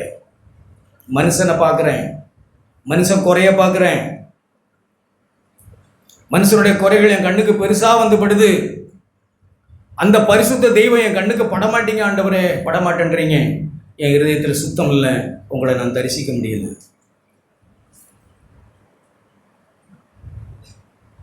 உழுது கோலினாலும் சீரகம் எல்லாற்றினாலும் அடிக்கப்படும், அப்பத்துக்கு தானியம் இடிக்கப்படும், இடைவிடாமல் அவன் அதை போரடிக்கிறதில்லை. தொடர்ந்து ஒன்றை செய்கிறதில்லை தேவன். அப்பத்துக்காக மாவு அடிச்சா அது அப்ப மாவா மாறிடும். சீரகத்தை இப்படி மிளாட்டினா அடிச்சா அது உதிர்ந்துடணும், அவ்வளவுதான். சும்மா நான் அதில் இருப்பேன், நான் தூக்கி எதில் போட்டுருவான், குப்பையில். என்ன மிளாட்டினால் அடிச்சா நான் உதிர்ந்துடணும். ஆமா ஆண்டவரே, நான் பாவி, நான் இப்படி இருக்க ஆண்டவரே, என் மேல கிருபையாயிரும். உங்க சாயல் இதில் ஆண்டவரே, நீங்க என்ன வேணாலும் என்ன பண்ண, நீங்க அடிக்கிறது நல்லது, நிறைய இப்படி தட்டுகிறது நல்லது. அப்பத்துக்கு தானியம் இடிக்கப்படும், இடைவிடாமல் அவன் அதை போரடிக்கிறதில்லை. அவன் தன் வண்டிலின் உருளையால் அதை நசுக்குகிறதும் இல்லை, தன் குதிரைகளால் அதை நொறுக்குகிறதும் இல்லை. தேவன் அப்படி செய்கிறது. நம்முடைய உட்கார்ந்திருக்கிற வாலிப பிள்ளை தேவனை நேசித்து அவரிடத்துல வந்த என்னிடத்துல வந்தவனே நான் புறம்பே மகத்துவமான தேவன், ஒருவரையும் புறக்கணிய, அவர் ஒருவரையும் அற்பமாக எண்ணாத ஆண்டவர். இன்னும் யோபுல அப்படி எழுதியிருக்கு, அவர் ஒருவனையும் அற்பமாக எண்ணுகிறவர் அல்ல. தேவையோடு ஆண்டவரே, நம்முடைய சாயலுக்காக வந்திருக்கிறேன், உங்களை போல என்னை மாற்றுன்னு வந்த ஒவ்வொரு பிள்ளையையும் தேவன் செம்மையாக நடத்துவாங்க. பயப்படக்கூடாது. நம்மிடத்துக்கு உமி போகணும், நம்மிடத்தில் இருக்க தேவையற்றவர்கள் போகணும், கிறிஸ்துவின் சாயல் நம்மள வளரணும். 29, இதுவும் செயல்களின் கர்த்தராலே உண்டாகும். இந்த செயல் யாரால் உண்டாகிறது? இங்கே கவனிங்க. இப்படி அவருடைய சாயலை நம்மிலே பார்க்கிறதுக்காக தேவன் செய்கிற செயல், அதைத்தான் சொல்லி சேனைகளின் கர்த்தராலே உண்டாகிறது. அவர் ஆலோசனையில் ஆச்சரியமான தெய்வம். அவருக்கு எப்படி யாருக்கு என்ன ஆலோசனை கொடுக்கணும்னு தெரியும். செயல்களிலே மகத்துவமான தெய்வம். அவர் யாரை எப்படி செய்து தம்பக்கமாய் சேர்த்து கொள்ளணும்னு அவருக்கு தெரியும். பவுலை எப்படி பிடிக்கணும்னு தெரியும். நம்ம ஒவ்வொருவரையும் எப்படி பிடிச்சாரும் நமக்கு தெரியுமா? ஏதோ நான் முழங்கால ஜெபிச்சுக்கிட்டு இருந்தேன், நான் பைபிள் படிச்சுக்கிட்டு இருந்தேன், நான் நீதிமானா உலகத்தில் வாழ்ந்தேன், என்னை தேடி ஆண்டவர் வந்தார். அப்படியா? வந்தார் தான். ஆனால் என் மனோபாவம் எப்படி இருந்தது? நான் பாவிகளாக இருக்கையில் கிறிஸ்து நமக்காக மரித்தார் என்ற உணர்வோடு கூட நம்ம அப்படி வந்திருக்கோமா? எங்கே இருந்து பிடிச்சாங்க? எங்கே இருந்து தூக்குனாங்க? எங்கே கிடந்தேன்? இப்போ என் ஆண்டவர் அவனுடைய தேவன், இப்போ அவர் என்னுடைய தேவன். இப்படி என்னை அழைத்து என்னை ரட்சித்து என்னை மறுரூபப்படுத்துகிற அவர் என்னுடைய தேவன். நன்றாய் போதிக்கிறவர். எப்படி போதிக்கணுமோ போதிக்கிறவர். 35 மார்க்கா 40 மார்க் வாங்க உற்சாகப்படுத்துகிறவர். 50 60 வாங்க உற்சாகப்படுத்துகிறவர். 90 100 வாங்க உற்சாகப்படுத்துகிறவர். 95 100 வாங்கணும்னு உற்சாகப்படுத்தி நம்மை முன்னோக்கி செல்ல நம்மை அழைக்கிற தேவன் அவனுடைய தேவன். அவனை நன்றாய் போதித்து அவனை உணர்த்துகிறார் நம்முடைய ஆண்டவர். என்ன செய்? பயப்பட தேவை. சில சூழ்நிலைகள் நெருக்கங்களில் கடந்து போகிறோம், குறை பேசி முறுமுறுத்து நான் தான் நீதிமான், என்னை தேடி தான் குறி வச்சிருக்காங்கன்னா யோபு போல் நம்ம சொல்லிக்கிட்டு இருக்க வேண்டியதில்லை. யோபு கண்ட தெய்வத்தை நம்ம கண்டறணும். அவர் பொன்னை புடமிடுகிறது போல புடமிடுகிற ஆண்டவர். பொண்ணை தூக்கி நெருப்பில் போட்டவருக்கு தெரியும் எப்போ எடுக்கணும். நம்ம வேணால் பதறிக்கிட்டு நிற்கலாம். ஒரு பொற்கொள்ளம் கடையில் போய் நின்னீங்கன்னா தெரியும். நாம் கொடுத்த தங்கத்தை 1 பவுன் என்னது 1 பவுன் என்னது பேர் தோடை தூக்கி நெருப்பில் போட்டுருவோம். நம்ம கண்ணுக்கு முன்னாடி போடுறாங்கன்னு வச்சுங்க, எப்படி இருக்கும்? என்ன மாதிரி தோடு என்ன கொடுத்தேன், அதை தூக்கி இவ்வளோ நேரம் போட்டுட்டு இவ்வளோ நேரம் உட்காந்துருக்கான் இந்த ஆள். நமக்கு வேணால் கையும் கூடாமல் என்னம்மா டீ வாங்கிட்டு வரவா போட்டு அவருக்கு தெரியும் எப்போ எடுக்கணும். பயப்படுத்தார். ஆண்டவரை தேடி உண்மையாகவே நாம் ரட்சிக்கப்பட்டவளாக இருந்தால் அந்த பொண்ணில் அவர் அதை உருவாங்கி அதை புடமிட்டு அதை தண்ணியில் போட்டு அதை நெருப்பில் போட்டு பளபளன்னு ஆக்கி என்ன சொல்லுவாங்கன்னா, அந்த கொல்லன் இருக்கார்ல பொற்கொல்லன், அவருடைய முகம் அதில் தெரியணும். பழிச்சு தேவனும் தம்முடைய சாயல் நம்மிலே காணும் வரைக்கும் நம்மை பல சூழ்நிலைகளில் நடத்துகிறாங்க. அவ்வளோதான். எதுக்காக? தேவன் மனுஷனை தமது சாயலாய் படைத்தாரே, அந்த சாயலே அவங்கள பார்க்க அவர் அதில் பின்வாங்கல. அவர் செய்ய நினைத்தது தடைப்படாத அதை பல சூழ்நிலைகளிலே நம்மை நடத்தி கொண்டு போய் அதை நிறைவேற்றுவார். நிச்சயமாக செய்வார் ஆண்டவர். ஆனால் இந்த மனுஷன் அவருக்கு என்ன செஞ்சான்னு தெரியுமா? அதெல்லாம் பின்வாங்கல ஆண்டவர். பயப்படக்கூடாது. நம்முடைய எந்த குறைவுகளும் அவரை ஒருபோதும் அப்செட் ஆக பண்ணாது. 6ஆம் அதிகாரம் ஆதியாகமத்தில் எழுதியிருக்கு. அவருடைய பார்வைக்கு அது எப்படி இருந்தது? மனுஷனை உண்டாக்குனது ரெண்டு காரியம் எழுதியிருக்கு. மனஸ்தாபமாக இருந்தது, அவருக்கு விசனமாக இருந்தது. தூக்கி போட்டு போயிட்டாங்களா? இல்லை இல்லை இல்லை. அதே காயின், ஆபேலை கொலை செய்த காயின் போய் அவன் சந்ததி அப்படி இப்படி அப்புறம் யார் வந்தா? நோவா எல்லாம் என்ன சொன்னாங்க? அங்கே தான் எழுதியிருக்காங்க. எல்லாரையும் நான் நிக்கிரகம் பண்ணுவேன். எல்லாத்தையும் அழிச்சிட்டாங்களா? இல்லை. அங்கே என்ன யோசித்தாங்க? நோவாவுக்கோ கர்த்தருடைய கண்களில் ஒரு மைனாரிட்டி, ஒரு சின்ன மீதியான மனுஷனை தேர்ந்தெடுத்தார். ஆபிரகாம் தேவன் கண்டார். ஆபிரகாமுக்கு அப்படிப்பட்ட பெரிய ஆசீர்வாதத்தை தந்தார். ஆபிரகாமோடு பண்ணின உடன்படிக்கையை எகிப்தில் இருந்த ஜனத்தை நினைத்தார், ரட்சித்தார். மெஜாரிட்டி எல்லாம் போனாலும் ஒரு மீதியான கொஞ்ச ஜனம் கானானிலே பிரவேசித்தது. வந்தாங்க. எல்லா சட்டங்களும் திட்டங்களும் பங்கு வகையாக காரியங்களை செய்த ஆண்டவர் கடைசியாக தம்முடைய குமாரன் மூலமாய் திருவுளம் பெற்றனர். கடைசி காலங்களில் நாம் கிறிஸ்துவினாலே ரட்சிக்கப்பட்டோம். அல்லேலூயா. அவருடைய மகிமை நம்மளை நிறைவேற்ற தம்முடைய மகிமைக்கு எத்தனமாக்கின கிருபா பாத்திரங்கள் நாம். அது பழைய உடன்படிக்கை மக்களையும் எழுதியிருக்கு, நம்மளையும் சேர்த்து எழுதியிருக்கு. ரோமர் 11 நினைக்கிறேன், 9 11 தெரியல. நாம் அவருடைய மகிமைக்கு எத்தனமாக்கப்பட்ட கிருபா பாத்திரங்கள். தேவன் எதையும் நம்முடைய வாழ்க்கையில் செய்யலாமா? செய்யும் ஆண்டவரே, உங்கள் சாயலை எனக்கு தாங்க. ஆமென். அப்படிதான் ஆண்டவருடைய பிள்ளைகள் நாம் இருப்போம். தேவன் செய்ய நினைத்தது நம்முடைய வாழ்க்கையில் தடைப்படாது. நாம் வேண்டாம்னு போனால் ஒழிய அவர் நம்மை விட தயாராக. எப்பவுமே அதான் உண்மை. நாம் போனால் ஒழிய அவர் நம்மை விட்டு போகிறதே இல்லை. அவன் ஆண்டு கொண்டு செத்தால் ஒழிய அவர் அவனை விட்டு போக மனசில்லை. கடைசி அப்படி தான் பேசினார், சிநேகிதனே. அவ்வளோதான் ஆண்டவர். அதனால் நம்ம ஒருவரையும் விட்டுவிட அவருக்கு விட்டுவிட மாட்டார். அவர் அதுக்காகலாம் நம்மளை அழைக்கலை. அவர் சாயல் நம்மளை உருவாகும் வரைக்கும் நம்மளை பல சூழ்நிலைகளை நடத்துவார், நன்றாய் நடத்துவார், நன்றாய் போதிப்பார். ஏனென்றால் அவர் நம்முடைய தேவன். சும்மா ஏனதான மண்ணுக்கு இந்த பூமிக்குரிய காரியங்களுக்காக வந்துக்கிட்டு இருந்தோன்னா நமக்கு தேவனை பற்றிய சந்தேகம் சாகிற வரைக்கும் இருக்கும். ஒருவேளை நல்ல சாவு வருமோ தெரில, விசுவாசமான சாவுமோ தெரில. தேவனை என் வாழ்க்கையில் பெரிய காரியங்களை செய். விசுவாசமாய் நல்ல போராட்டத்தை போராடினேன், ஓட்டத்தை முடித்தேன், விசுவாசத்தை காத்துக்கொண்டே. இது முதல் நீதியின் கிரீடம் எனக்காக வைக்கப்பட்டிருக்கிறது. எனக்காக மாத்திரமல்ல, இப்படிப்பட்ட விசுவாசமுடைய எல்லாருக்காகவும் ஜீவிக்கிற இடம் வைக்கப்பட்டிருக்கிறது. என்னை உருவாக்கி உங்களுடைய சாயலாக்கும் கிரீடத்துக்கு என்னை கொண்டு, அது என்ன கிரீடம் தெரில, அவருடைய சாயல் தான் கிரீடம். என்னை ஆக்கும் ஆண்டவரே, என்னை நான் ஒப்புக் கொடுக்குறேன். உங்கள் சாயலை நிலை செய்யும். நீ செய்ய நினைத்தது என் வாழ்க்கையில் தடைபடாமல் இருக்க, நான் பின்வாங்காமல், முரட்டாட்டம் பண்ணாமல், ஆண்டவரே நாம் வீம்பு பண்ணாமல், பரியாசம் பண்ணாமல் இருக்க எனக்கு உங்களுடைய கிருபையும் தயவையும் என்மேல் நீர் காண்பியும், என்மேல் கிருபையாயிரும். தொடர்ந்து என்னை உருவாக்கும் ஆண்டவரே. அப்படிப்பட்ட ஜெப சந்தையாக இருப்போம், எப்போதும் இருப்போம். தேவன் தம்முடைய காரியத்தை நிறைவேற்றுவார். ஆமென்.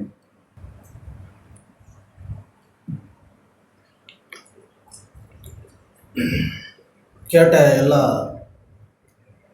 வாழ்வு தரும் வார்த்தைகளுக்காக ஆண்டவர் நான் நன்றி சொல்கிறேன். ஆண்டவர் அப்படிதான் வார்த்தையை சொல்லி ஒவ்வொரு மனிதனையும் பிடித்திருக்கிறார் அன்பின் கயிறினார்.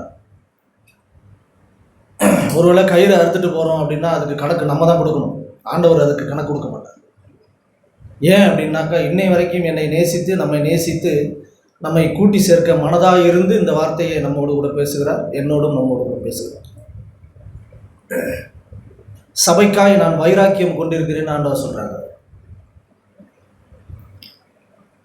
சபையை ஏதோ இப்படி இப்படி வா அப்படின்னு சொல்லி ஆண்டவர் உண்டாக்கலை, அவர் வந்து உண்டாக்கி இருக்கிறார்.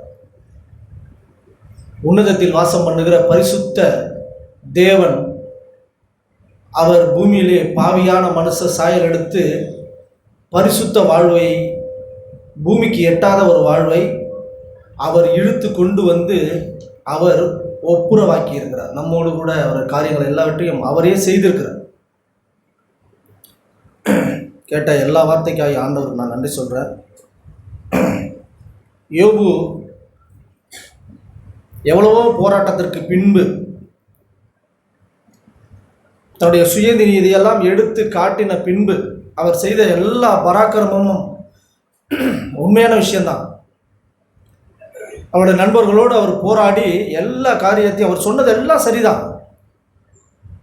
ஆனால் அவர் கடைசியாய் வந்து அடைந்த ஒரு இடம் இருக்கு. அந்த இடத்துக்கு நாம் வந்து அடையும்படிக்கு தேவன் திரும்ப திரும்ப ஒரு வார்த்தையை நம்மோடு கூட பேசுகிறார். என்ன பேசுகிறாங்கன்னா, உன் வாழ்க்கையில் நான் என்ன செய்ய நினைச்சிருக்கிறேனோ அது தடைபடாது. நீர் சகலத்தையும் என் வாழ்க்கையிலே செய்ய வல்லவர். ஆனால் எல்லாத்தையும் என் வாழ்க்கையில் நீங்கள் செய்யல. என் வாழ்க்கையில் செஞ்சது எல்லாம் எனக்கு சமாதானத்துக்கு ஏதுவாய், நன்மைக்கு ஏதுவாய் தான் நீங்கள் செஞ்சுருக்கீங்க. ஒருவேளை என்னுடைய கண்ணு யோபு போல என்னுடைய கண்ணு இப்போ திறக்கப்பட்டு அதை பார்க்க நான் விரும்பலை அப்படின்னு நினைக்கல. எனக்கு ஒரு வாய்ப்பு இல்லை. இந்த சபை கூடுதல் மூலியமா எனக்கு ஒரு வாய்ப்பை நீங்கள் கொடுத்துருக்கீங்க ஆண்டவரே. தேவரீர் சகலத்தையும் செய்ய வல்லவர். நீர் செய்ய நினைத்தது தடைபடாது என்பதை அறிந்திருக்கிறேன். ஒரு மனுஷன் கிறிஸ்துவை குறித்து அறிய விரும்புகிறார் ஆண்டவர். ஏதோ அறிஞ்சது போல அப்படிலாம் இல்லை. அறிஞ்சது போல இருந்த யோபு தான் இந்த 41 வசனம் வரைக்கும் போராடுகிறார். ஆனால் 42 வந்து சரியாய் அறிஞ்சிட்டேன். நான் காதால கேள்விப்பட்டுக்கிட்டே இருந்தேன், இப்போ என்னுடைய கண்ணு பார்க்குது. இப்படி ஒரு பாக்கியமான வாழ்வுக்கு திருப்பினீங்களே ஆண்டவரே. என் வாழ்க்கையிலே நீர் செய்ய நினைத்தது தடைபடாது. அப்படிதான் தேவன் நம்மை தொடர்ந்து நடத்த விரும்புகிறார். பிரதர் கோதுமைன்னு சொல்லும் போது எனக்கு அடிக்கடி பிரதர் சொல்லியிருக்கேன், ஞாபகம் வந்திருக்கு. ஒரு கோதுமை கதை சொல்லுவாங்க, நம்ம எல்லாருக்கும் தெரிஞ்ச கதை தான். அது செத்துட்டுனா ஒருத்தவங்களுக்கு யூஸாக இருக்கும், ஒரு பலன் கொடுக்கும், அது சந்தோஷத்தை உண்டு பண்ணும். ஆனால் அது சாவாத தப்பிச்சு தப்பிச்சு வந்துச்சுன்னா அது துப்பப்படும். துப்பப்படும்னாக்கா கடவுளுடைய ராஜ்யத்தில் அது ஏற்றுக்கொள்ளப்பட மாட்டாது. அது தேவனுடைய சாருக்கும் வேருக்கும் பங்காளியாக இருக்காது. அது ஒட்டிக்கிட்டே வரும். கடைசியில் காட்டி கொடுத்துட்டு கையை நீட்டிட்டு போயிட்டு நாண்டு கொண்டு செத்துரும். அப்படிதான் இருக்கு. ஆனால் ஒரு விஷயம் ஒட்டிக்கிட்டே போராடிட்டே வரும். ஆனால் இருதயத்திலே மாத்திரம் நேர்மையாக இருக்கும், யதார்த்தம் இருக்கும். என்ன இருக்கோ அதை அப்படியே சொல்லி சொல்லி சொல்லி சொல்லி பாட்டை வாங்கி கட்டிக்கிட்டே இருக்கும். மனசில் பட்டதை அப்படியே ஓப்பனாக பேசிடும். எல்லாருக்கும் அதுக்கு பேர் கெட்ட பேர், முந்திரி கொட்டை அப்படிதான் சொல்லுவாங்க. ஆனால் தேவனுடைய ராஜ்யத்திலே அதுக்கு ஒரு இடம் இருக்கும். ஆனால் மனசுக்குள்ளே வச்சு வச்சு வச்சு வச்சு அப்படி உள்ளேயும் வெளியிலையும் ஒவ்வொன்றாய் காட்டுகிறது. கடைசியில் கிறிஸ்துவையே காட்டி கொடுத்துரும். அப்படி தேவன் ஒருபொழுதும் நம்மை விட விரும்பவே இல்லை. அதனால தான் சபை கூடுதல் இன்னைக்கு ஒரு வாய்ப்பு நமக்கு கிடைச்சிருக்கு. அப்படிதான் நான் விசுவாசிச்சு வந்திருக்கேன். நேற்று இருக்கிற கிளைமேட்டுக்கு இன்னைக்கு சபை கூடுவோமாங்கிறது ஒரு கேள்வியாக தான் இருந்துச்சு. கடவுள் வானத்தை திறந்து நம்மை ஆசீர்வதிக்க, நம்மை கூட்டி சேர்க்க அவர் மனசாக இருக்கிறார். இன்றைக்கும் மனசாக இருக்கிறார். அப்படி தான் நம்மை சேர்க்க விரும்புகிறார். ஒரு 2-3 வசனத்தை சொல்லி நான் உட்கார விரும்புகிறேன். ஏசாயா 59ஆம் அதிகாரம். எல்லாருக்கும் ஃபெமிலியராக தெரிஞ்ச வார்த்தை தான். புதுசாக நான் ஒன்றும் சொல்லலை, எனக்கு ஒன்றும் சொல்ல யோசிக்கலை.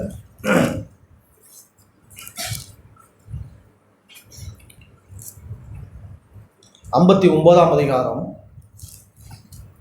1ஆம் வசனத்தில், இதோ ரட்சிக்க கூடாதபடிக்கு கர்த்தருடைய கை குறுகி போகவும் இல்லை, கேட்கக்கூடாதபடிக்கு அவருடைய செவி மந்தமாகவும் இல்லை.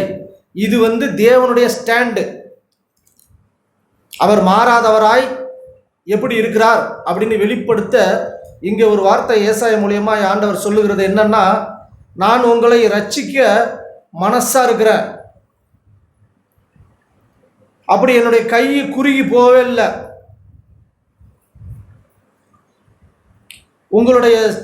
உங்களுடைய ஜெபங்களை கேட்கக்கூடாதபடிக்கு நான் செவிட அல்ல, நான் கேட்க தயாராக இருக்கிறேன்.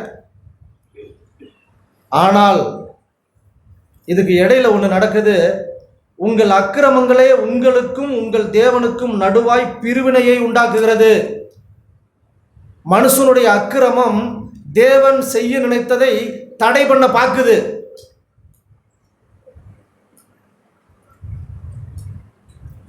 உங்கள் பாவங்களே அவர் உங்களுக்கு செவிகொடாதபடிக்கு அவருடைய முகத்தை உங்களுக்கு முன்பாய் மறைக்குது. அவர் மறைஞ்சில்ல, அவர் வெளியரங்கமாய் வெளிச்சமாய் இருக்கிறார். என்னோட இருட்டு அதை ஏற்றுக்க தயாரா இல்லாம மறைக்க பார்க்குது. அப்படி இல்லை. தேவன் ஒருபோதும் அப்படி நம்மை விடுறது இல்லை. அவர் என்ன நமக்குள்ளே செய்ய சித்தமா இருக்கிறார் அப்படின்னு எரோமியா 18ஆம் அதிகாரத்தில் தீர்க்கதரிசிக்கு ஆண்டவர் ஒரு வார்த்தையை பேசுகிறார்.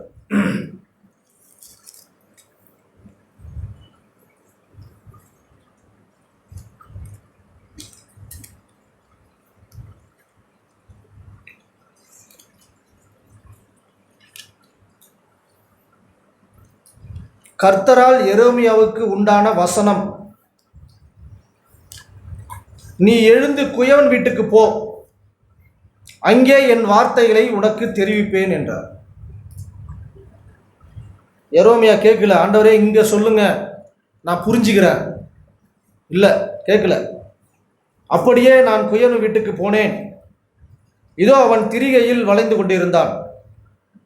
குயவன் வளைந்து கொண்டிருந்த மண்பாண்டம் அவன் கையிலே கெட்டு போயிற்று.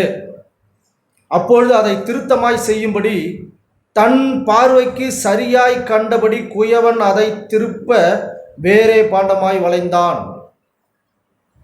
அப்பொழுது கர்த்தருடைய வசனம் எனக்கு உண்டாகி, அவர், இஸ்ரவேல் குடும்பத்தாரே, இந்த குயவன் செய்தது போல நான் உங்களுக்கு செய்யக்கூடாதோ என்று கர்த்தர் சொல்லுகிறார்.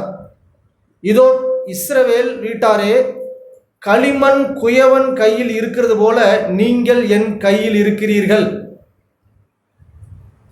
ஆண்டவருடைய கையிலே நாம் எப்படி இருக்கிறோம் அப்படின்னா அவருக்கு பிரியமாய் ஒரு ஒரு பாத்திரமாய் நம்மை பிசைந்து அவர் பிரியப்படுகிற ஒரு பாத்திரமாய் நம்மை வளைந்து கொள்ள அவர் ஆசையாய் இருக்கிறார். அவர் செஞ்சிட்டு இருக்க போகும்போது அது கையில் கெட்டு போயிட்டே அப்படின்னு இங்க எரோமையா பார்க்கிறார். அதை திருத்தமாய் செய்யும்படிக்கு பிசைகிறார். நம்ம வாழ்க்கையில் ஏதோ ஒன்று நடக்குது, அது நமக்கு டிஸ்டர்பா இருக்கு, அது நான் விரும்பாததா இருக்கு, அது நான் எதிர்பார்க்காததா இருக்கு, அது நான் நினைச்சிருக்கிறேனே நினைப்பு அதுமாரி இல்லை, அது வேற மாதிரியா இருக்கு. உட்கார்ந்து கடவுளே நீங்க என்ன என் வாழ்க்கையில செய்ய நீங்க நினைக்கிறீங்க,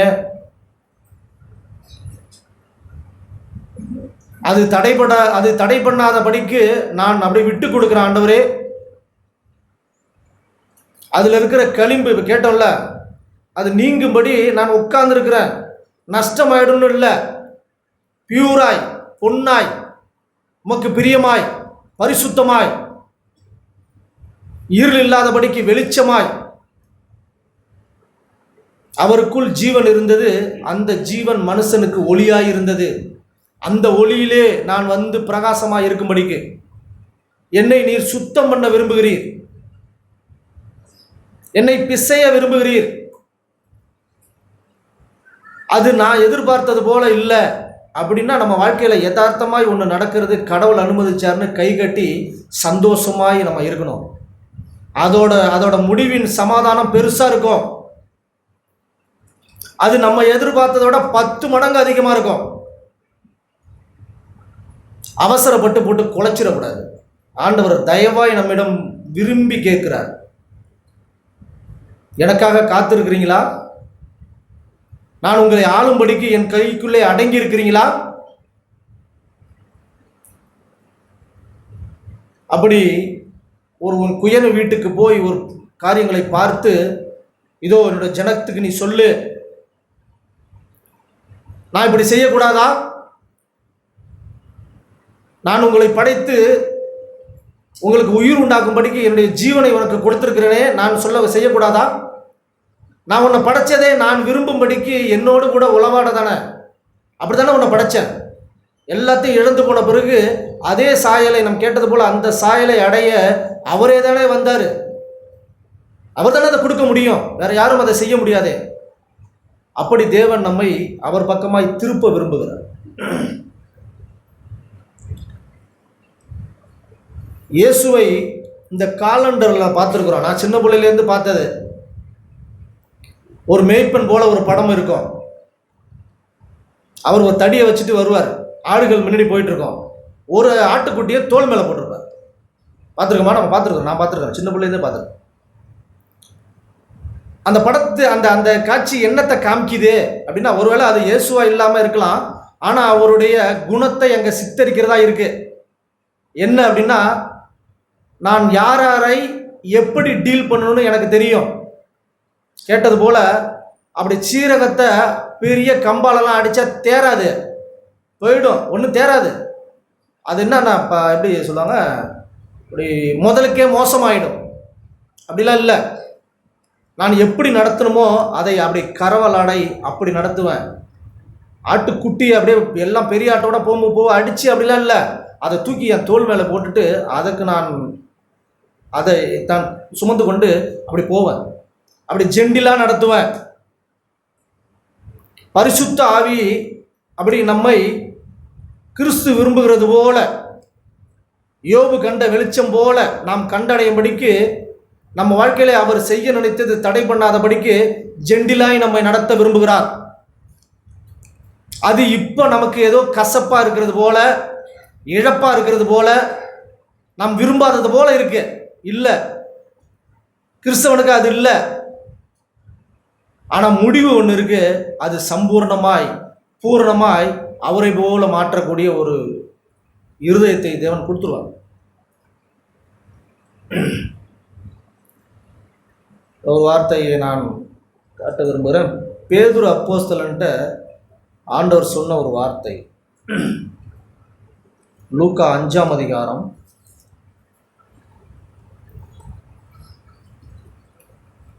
8 நான் அதை எப்படி படிக்கிறேன், இல்லை அப்படி நான் அதை பார்க்குறேன். லூக்கா 5ஆம் அதிகாரம்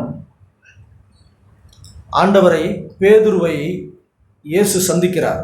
சீசர்களை அப்படி செலக்ட் பண்ணும்பொழுது அவர் பேதுருவை பார்த்து 8ஆம் வசனத்தில் சீமோன் பேதுரு அதை கண்டு இயேசுவை பார்த்துட்டு இயேசுவின் பாதத்தில் விழுந்து, ஆண்டவரே, பாவியான மனுஷன் நீர் என்னை விட்டு போயிடுங்க, நான் பாவி ஆண்டவரே, நீர் பரிசுத்தராக இருக்கிறீர், நீர் சொல்ல ஆகுதே, நாங்கள் எவ்வளோ பிரயாசப்பட்டு ஒன்றும் முடியல, ஆனால் நீங்கள் ஒரு வார்த்தை சொல்ல ஆகுதே, நீங்கள் கட்டளையிட நிற்குதே, நீ செய்ய நினைத்தது தடைபடாதபடிக்கு நான் இப்போ புதுசாக பார்க்குறேனே, என் வாழ்க்கையில் புதுசாக இருக்கே, அது எனக்கு எட்டாததாக இருக்கே, பாவியான மனுஷனிடத்தில் நீங்கள் போயிடுங்க, இதை நான் தாங்க முடியாது. அப்படி இல்லை, என்னை பார்த்தா நான் அப்படி இல்லை, இந்த வாழ்க்கை எனக்கு உள்ள எப்படி வரும்? ஆண்டவர் சொல்லுகிறார் பேதுருவை பார்த்து 10ஆம் வசனத்தில் பிற்பகுதியில், இயேசு சீமோனை நோக்கி, பயப்படாதே, இது முதல் நீ மனுஷனை பிடிக்கிறவனாயிருப்பா என்றார். ஆண்டவர் அந்த வார்த்தையை பேதுரு மூலியமாய் எப்படி நிறைவேற்றுகிறார் அப்படின்னு நான் பார்த்ததை அப்போஸ்தலன் 3ஆம் அதிகாரம்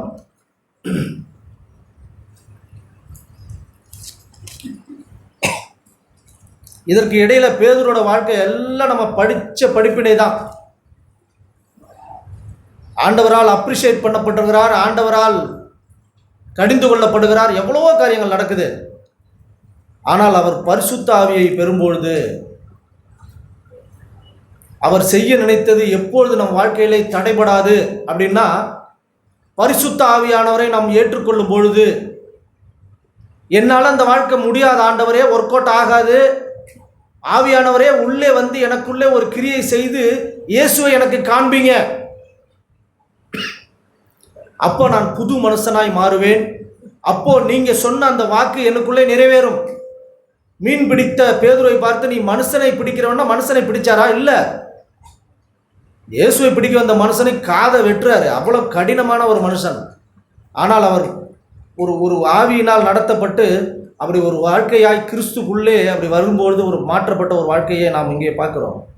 அப்போஸ்தலன் 3ஆம் அதிகாரம் 4ஆம் வசனத்தில், பேதுரும் யோவானும் அவனை உற்று பார்த்து, ஒரு மனுஷன் அப்படி தேவாலயத்திலே அப்படி வாசலுக்கே கொண்டு வந்து வைக்கிறாங்க, ஒரு சப்பானியான பிறவி சப்பானி, தாயின் வயிற்றிலிருந்தே சப்பானியாக இருக்கிற ஒரு மனுஷனை இங்கே பிச்சை எடுக்கும்படிக்கு அங்கே ஆட்டு வாசல் அங்கே கொண்டு வந்து வைக்கிறாங்க, ஒரு வாசலில் கொண்டு வந்து வைக்கிறாங்க. தேவாலயத்திலே வைப்பார்கள். தேவாலயத்தில் பிரவேசிக்கிற பேதுரும் யோவானும் அவனை கண்டு, பேதுருவையும் யோவானையும் பார்த்துட்டு அவன் பிச்சை கேட்குறான். பேதுரும் யோவானும் அவனை உற்று பார்த்து, என்னை நோக்கி பார் என்றார்கள். பேதுரும் யோவானும் அந்த பிச்சை எடுக்கிற அந்த மனுஷனை பார்த்து, என்னை உத்து பாரு அப்படின்னு சொல்கிறான். அடுத்த வசனத்திலே போட்டிருக்கு, அவர்கள் அவனிடத்தில் ஏதாகிலும் கிடைக்கும் என்று எண்ணி அவர்களை நோக்கி பார்த்தான். 2 பேரையும் உத்து பாருன்னு சொன்னவொன்னே நோக்கி பார்க்குறான்.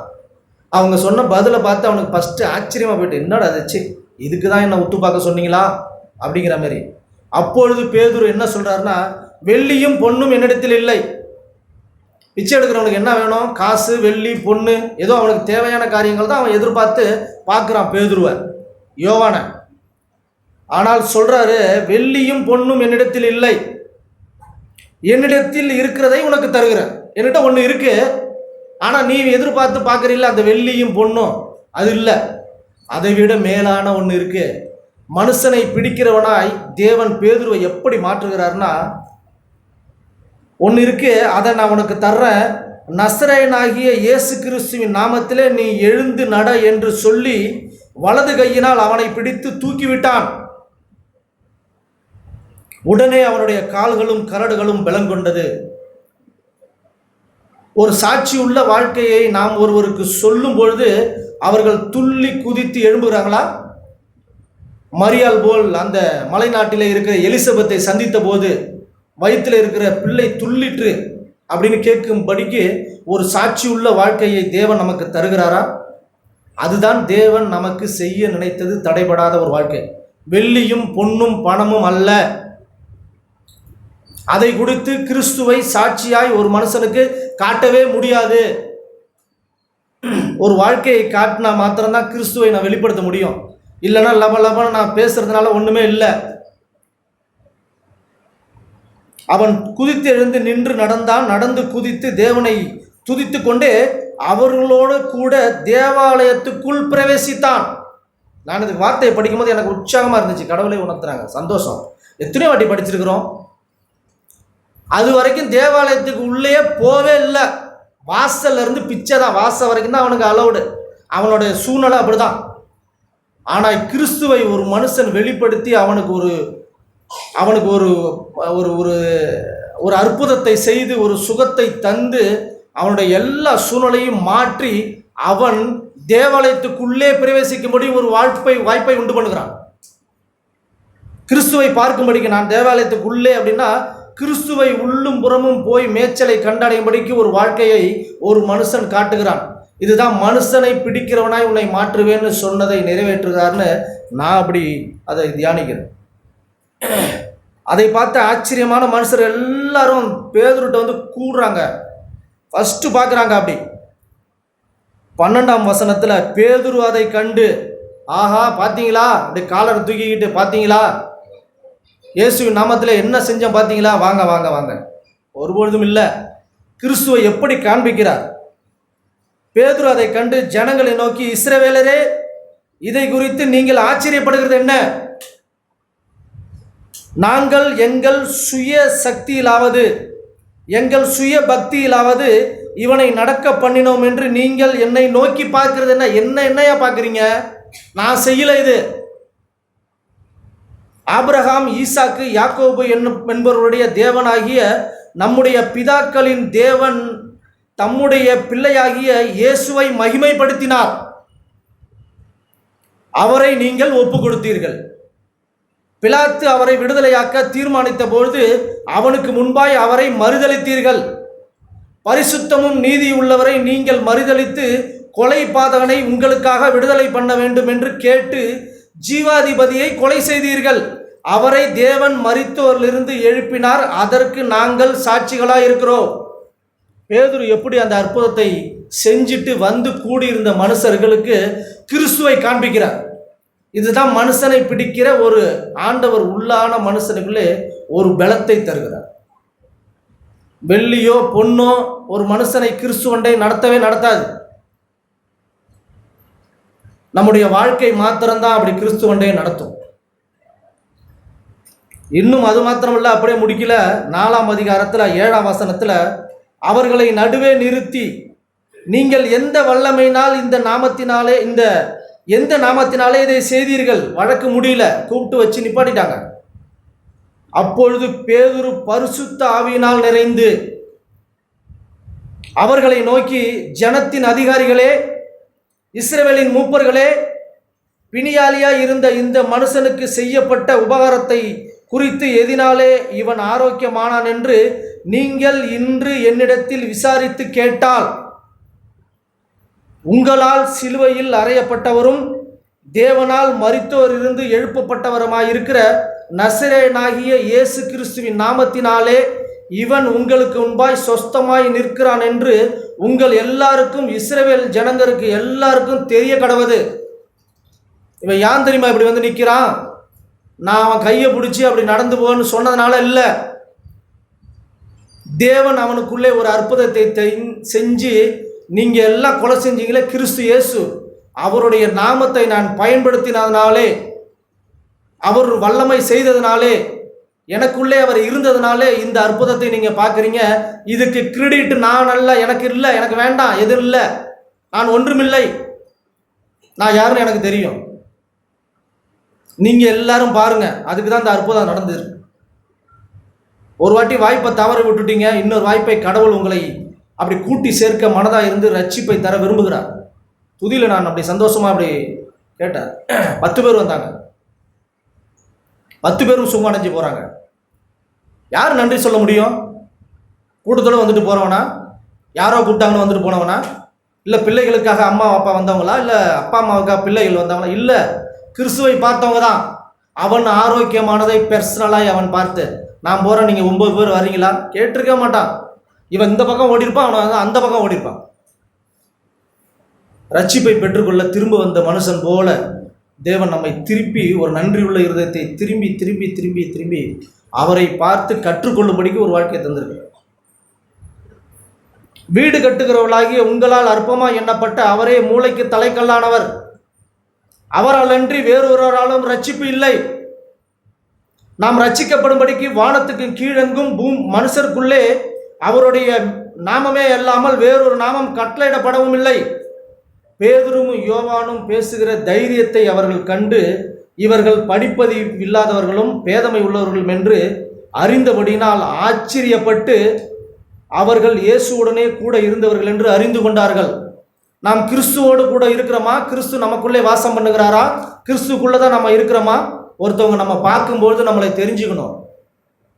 அது காசை கொடுத்து வெள்ளியோ பொன்னியோ கொடுத்து இப்படி சம்பாதிக்கிறது அல்ல. இயேசு யோவான பேதுருவை அப்படி உன்னை மனுஷனை பிடிக்கிறவனாய் அழைத்தார். யோபு சொல்லுகிறது போல, தேவனே சகலத்தையும் செய்ய வல்லவர், நீர் செய்ய நினைத்தது ஒருபொழுதும் தடைபடாது. அப்படின்னா நம்ம வாழ்க்கையில் ஆண்டவர் தடைபடாத ஏதோ ஒரு வாழ்க்கையை செய்ய நினைக்கிறாரா அப்படின்னு ஏதோ நமக்கு இதை செய்வார் அதை ஒன்றும் இல்லை. நமக்குள்ளே ஒரு வாழ்க்கையை தந்திருக்கிறார். அது கிறிஸ்துவை பார்த்து நாம் வாழும்படிக்கு ஒரு வாழ்க்கையை நமக்கு தர விரும்புகிறார். அது எப்போ ஒர்க் அவுட் ஆகும்னா, நம்மளால் அது நடக்கவே நடக்காது அப்படின்னு ஒரு இடத்துக்கு போய் நிற்கும் பொழுது பரிசுத்த ஆவியின் என்னிடத்தில் வரும், உன்னதமானவருடைய நிழல் என் மேல் நிழலிடும். அப்பொழுது நான் பேசுகிற நான் காட்டுகிற எல்லாமே கிறிஸ்து போல இருக்கும், பரிசுத்தமாக இருக்கும். அது இம்மைக்குரியதாக இருக்காது, அது பரத்துக்குரியதாய் பெருசாக இருக்கும். அப்போ ஒரு மனுஷனுக்கு ஆச்சரியமாக இருக்கும், இவன் நம்மளோட தானே இருக்கிறான், இவன் மீன் பிடிக்கிறவன் தானே, படிப்புன்னா என்னன்னு தெரியாது, பேதமை உள்ளவன் தானே, ஆனால் இப்படி ஒரு காரியம் இவனுக்கு எப்படி வந்துச்சுன்னா கிறிஸ்து மூலியமாக இவனுக்கு வந்துச்சுன்னு எல்லாரும் சாட்சியாய் அப்படி நடத்துவாங்க. அதுதான் அங்கே அப்போஸ்தலன் யோவான் அங்கே யோபு அங்கே அவ தான் சொல்லி முடிக்கிறார். நம்முடைய நீதி எல்லாத்தையும் பவுல் வைத்து மூட்டை கட்டினது போல மூட்டை கட்டி வச்சுட்டாரு. ஒரு சூழ்நிலை மீது பதறி பேசின எல்லாத்தையும் தேவன் பொறுப்பெடுக்க விரும்புகிறார். அவர்கள் சிநேகிதர்கள் பொறுப்பெடுக்கவில்லை. அதனால தான் அவங்க சிநேகிதை பார்த்து, யோபு போல நீங்கள் பொறுமையாக பேசலை. யோபு பொறுமையாக பேசினாரு இல்லை, அவருடைய சூழ்நிலையை அனுமதித்த சூழ்நிலையை அவருக்கு எதிர்பார்க்காமல் நடந்தது, தேவனுடைய அனுமதியினால் நடந்தது, சாத்தான் கேட்டுக்கொண்டதனால் நடந்தது. அவருடைய பிளான் இல்லவே இல்லை. அவர் உத்தமனும் சன்மார்க்கனும் தேவனுக்கு பயந்து பொல்லாப்பை விட்டு விலகுகிற மனுஷன்தான் அன்னைக்கும் இன்னைக்கும். அதை தேவன் இயேசு கண்டிருந்தார். அதை பார்த்து அவன் வாழ்க்கையில் ஒரு டெஸ்ட் வைக்கிறார். அப்படி எரோமியாவுக்கு சொன்னது போல அப்படி பிசைஞ்சு உன்னை நான் நடத்தவா, ஆர் யூ ரெடி, நீ ரெடியாக இருக்கிறியா அப்படின்னா என்னுடைய கைக்குள்ளே நீ அடங்கிடு, நான் உனக்கு மகிமையாய் உன்னை நடத்துவேன், நான் கொடுக்கறது உனக்கு சமாதானம் பெருசாக இருக்கும் அப்படின்னு சொல்லி ஆண்டவர் தொடர்ந்து நம்மை நடத்த விரும்புகிறார். அது யாரை எப்படி டீல் பண்ணணும், யாரை என்ன செய்யணும், அவரோட அனந்த ஞானம் சபை மூலியமாய் ஒவ்வொரு மனுஷனுடைய வாழ்க்கையிலையும் வெளிப்பட விரும்புது.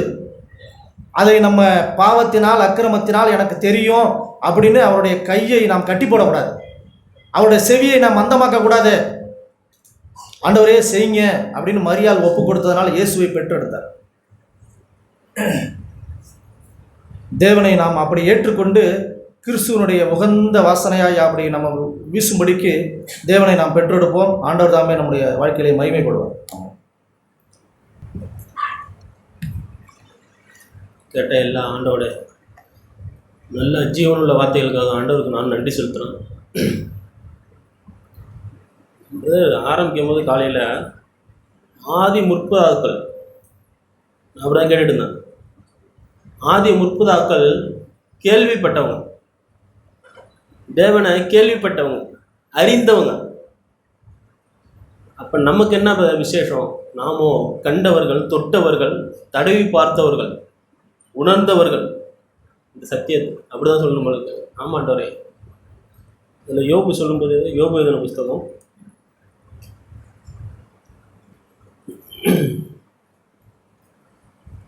42ஆம் அதிகாரத்தில் 5ஆம் வசனத்தில் அவர் சொல்லும்போது, என் காதினால் உம்மை குறித்து கேள்விப்பட்டேன், இப்பொழுதோ என் கண்கள் உம்மை காண்கிறது.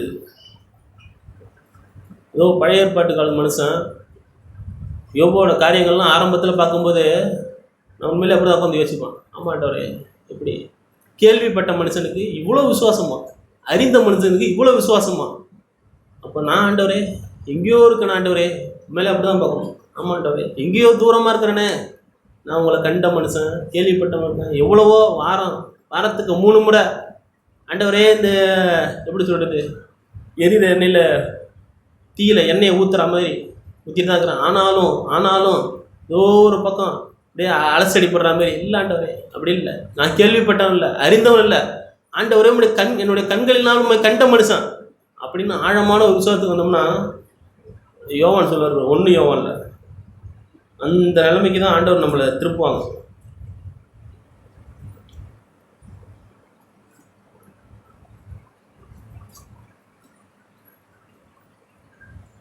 யோவான் 1ஆம் அதிகாரம் முதல் வசனம். 1 யோவான் 1ஆம் அதிகாரம் முதல் வசனம்.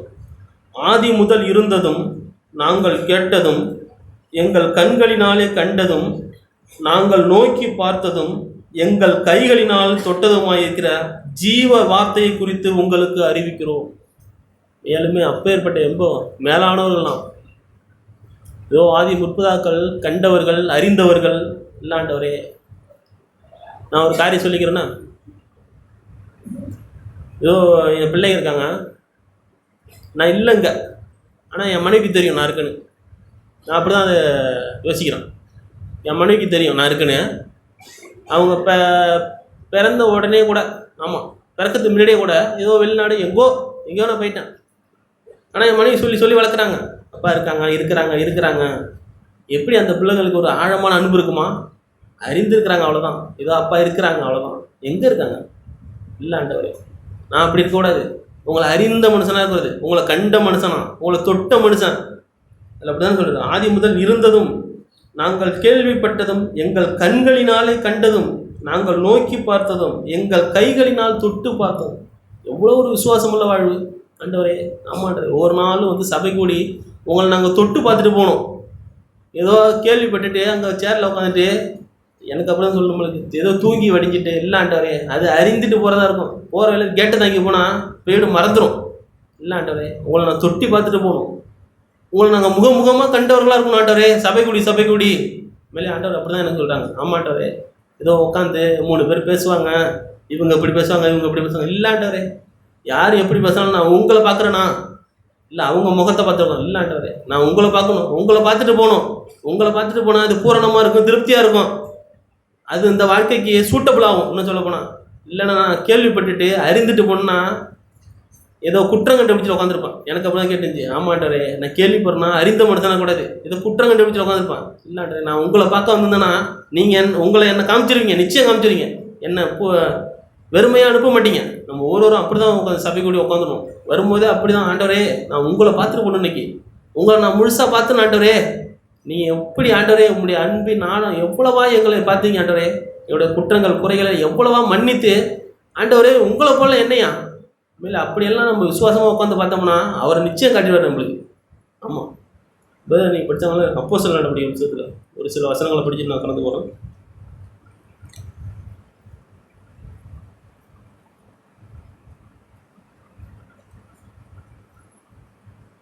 அப்போஸ்தலர் நடவடிக்கை புத்தகம் 3ஆம் அதிகாரம். அந்த காரியம் தான் நம்மளுக்கு தெரியும். இப்போ நம்ம படித்தாங்களே, தேவாலயத்தில் பிரவேசிக்கும் போது பேதுரும் யோவானும் அவனை கண்டு பிச்சை கேட்டார்கள். பேதுரும் யோவானும் அவனை உற்று பார்த்து எங்களை நோக்கி பார் என்றார்கள். அவன் அவர்களிடத்தில் ஏதாயிலும் கிடைக்கும் என்று மேலுமே தான் ஆழமாக தான் சொன்னாங்க. என்ன கிடைக்குன்னு அவன் எதிர்பார்த்துருப்பான். உண்மையிலே ஏதோ 5 10 ஏதாச்சும் போட்டாக்கா நம்மளுக்கு இன்றைக்கி வயிறு நிரம்பும். உண்மையிலே அப்படி தான் பார்த்துருப்பார். அதுதான் உண்மை. ஆனால் அவர் அப்போது பேதுரு, வெள்ளியும் பொன்னும் என்னிடத்தில் இல்லை, என்னிடத்தில் உள்ளதை உனக்கு தருகிறேன், நசரனாகிய இயேசுவின் நாமத்தினால் நீ எழுந்து நட. உண்மையிலே ஆண்டவர் ஒரு விஷயத்தை கொடுக்க நினைக்கிறாங்க. நம்ம அதை வாங்குற பக்குவத்தில் வந்திருக்கோமா? நான் கேட்கும்போது எனக்கு அப்படியே ஆண்டவர் சொன்னாங்க, ஆண்டவரே நீங்கள் பூரணர், ஆண்டவரே நீங்கள் கொடுக்க தான் வந்திருக்கீங்க. அதனால தான் இவ்வளோ காரியங்கள்லையும். ஆமாம், இன்றைக்கி நான் சபைக்கு வருவோமா, காரியங்கள் தான் அப்படி தான் இருந்துச்சு. நேற்று குதிரையெல்லாம் பார்த்தா ஆண்டவரே எவ்வளோ பூரணமாக, எவ்வளோ நல்ல தெய்வம். நான் அப்படி தான் பார்க்குறேன். எவ்வளோ நல்ல தெய்வம், நல்ல தகப்பன்னு சொல்ல போனால் நம்மளை கூட்டி சேர்த்து நம்மளை ஜீவனுக்குரிய ஆண்டவரே பாதையில் நடத்துறதுக்காக எவ்வளோ நல்ல வார்த்தைகள் நம்மளோட பேசுகிறாங்க. அதில் சொல்லுங்க, அப்போது பேதுரு என்னிடத்தில் உனக்கு தருகிறேன், என்னிடத்தில் உள்ளதை உனக்கு தருகிறேன். ஆண்டவர் அப்படி தான் சொல்கிறாங்க. நம்ம சபைக்கூடி வரும்போது ஆசையாக வந்து உட்காந்துருக்கும்போது என்னிடத்தில் உள்ளது தரேன்ப்பா, அது உனக்கு பூரணமாக இருக்குமா, அது எனக்கு பூரணமாக இருக்குமா, இந்த வாழ்க்கைக்கு பூரணமாக என்னை நடத்துமா. மேல் நான் அப்படி தான் அதை கேட்டுட்டு இருந்தபோது எனக்கு ஆண்டவரே உங்களிடத்தில் உள்ளது தாங்க ஆண்டவரே, அதை நான் வாங்குறதுக்கு ஆசையாக உட்காந்துருக்கேனா, இல்லை எனக்குன்னு ஒரு நீதி, எனக்குன்னு ஒன்று வேணுன்ட்டு நான் உட்காந்துருக்கலாம். உண்மையிலே இதை கேட்டு இருக்கும்போது எனக்கு ஆண்டவர் அப்படி தான் வேண்டியிருக்காங்க. ஆமாம் ஆண்டவரே உங்களிடத்தில் உள்ளதை தருகிறேன், நசரனாகி இயேசுவின் நாமத்தினாலே நீ எழுந்து நட. உண்மையிலே நம்ம இயேசுவை பார்க்க வந்திருக்கோமா? பார்த்துருந்தோம்னா அவருடைய நாமத்தினால, அவருடைய பூரணத்தினால, அவருடைய திருப்தினால, அவருடைய சமாதானத்தினால, என்ன சொல்லப்போனால் அவருடைய நல்ல அந்த ஆவினால் அப்படி நடத்தப்பட்டு தான் தள்ளப்படும். ஆமாம், ஒவ்வொரு சபை கூடுதலும் நம்மளுக்கு இளைப்பாறுதலாக இருக்கும். என்ன சொல்லப்போனால் இந்த வாழ்க்கை ஆசையாக இருக்கும். பவுல் அப்போஸ்தலனை பார்த்தா அப்படிதான் சொல்லுவார், ஆமாண்டவர் எவ்வளோ ஆசையாக இளைப்பாறுதலா சந்தோஷமான வாழ்வு நான் போட்டுட்டு கட்டிக்கிட்டு இல்லை எனக்கு சொல்லுதுன்னு அப்படி. ஆமாண்டவரே நான் இன்னும் முரண்டுக்கிட்டு இல்லாண்டவரே, அது இல்லை இந்த வாழ்வு, அது இல்லை இந்த சத்தியம், அது இல்லாண்டவரே. நான் கேட்குறது, நான் உங்களை பார்க்க வந்திருக்கணும், நான் உங்களை பார்த்துட்டு ஆண்டவரே உங்களை பார்த்துட்டு தான் இன்றைக்கி நான் போகணும் ஆண்டவர் வீட்டுக்கு அப்படின்னு நம்ம ஒரு கங்கணம் கட்டி வந்தோம்னா ஆண்டவர் நிச்சயமாக பூரணமாக நம்மளுக்கு அவரை காட்டுவாங்க. நான் ஏதோ என்னுடைய நீதியில் ஏதோ காரியங்கள் நான் சொன்னது போல் இப்படி பேசுவாங்க, அப்படி 3 பேர் பேசுவாங்க, இல்லாண்டவரே அது இல்லை, அது இல்லாண்டவரே கிறித்த வாழ்வு, அது எனக்கு சூட்டபிள் ஆகாது, எனக்கு அது பூரணத்தை தராது, அது என் வாழ்க்கைக்கு இன்னும் மெருகேற்றாது. என்ன சொல்ல போனால் காரியங்களில் தொடர்ந்து பார்த்தோம்னா பிரதர் சொன்னாங்களே, ரோமர் புஸ்தகம்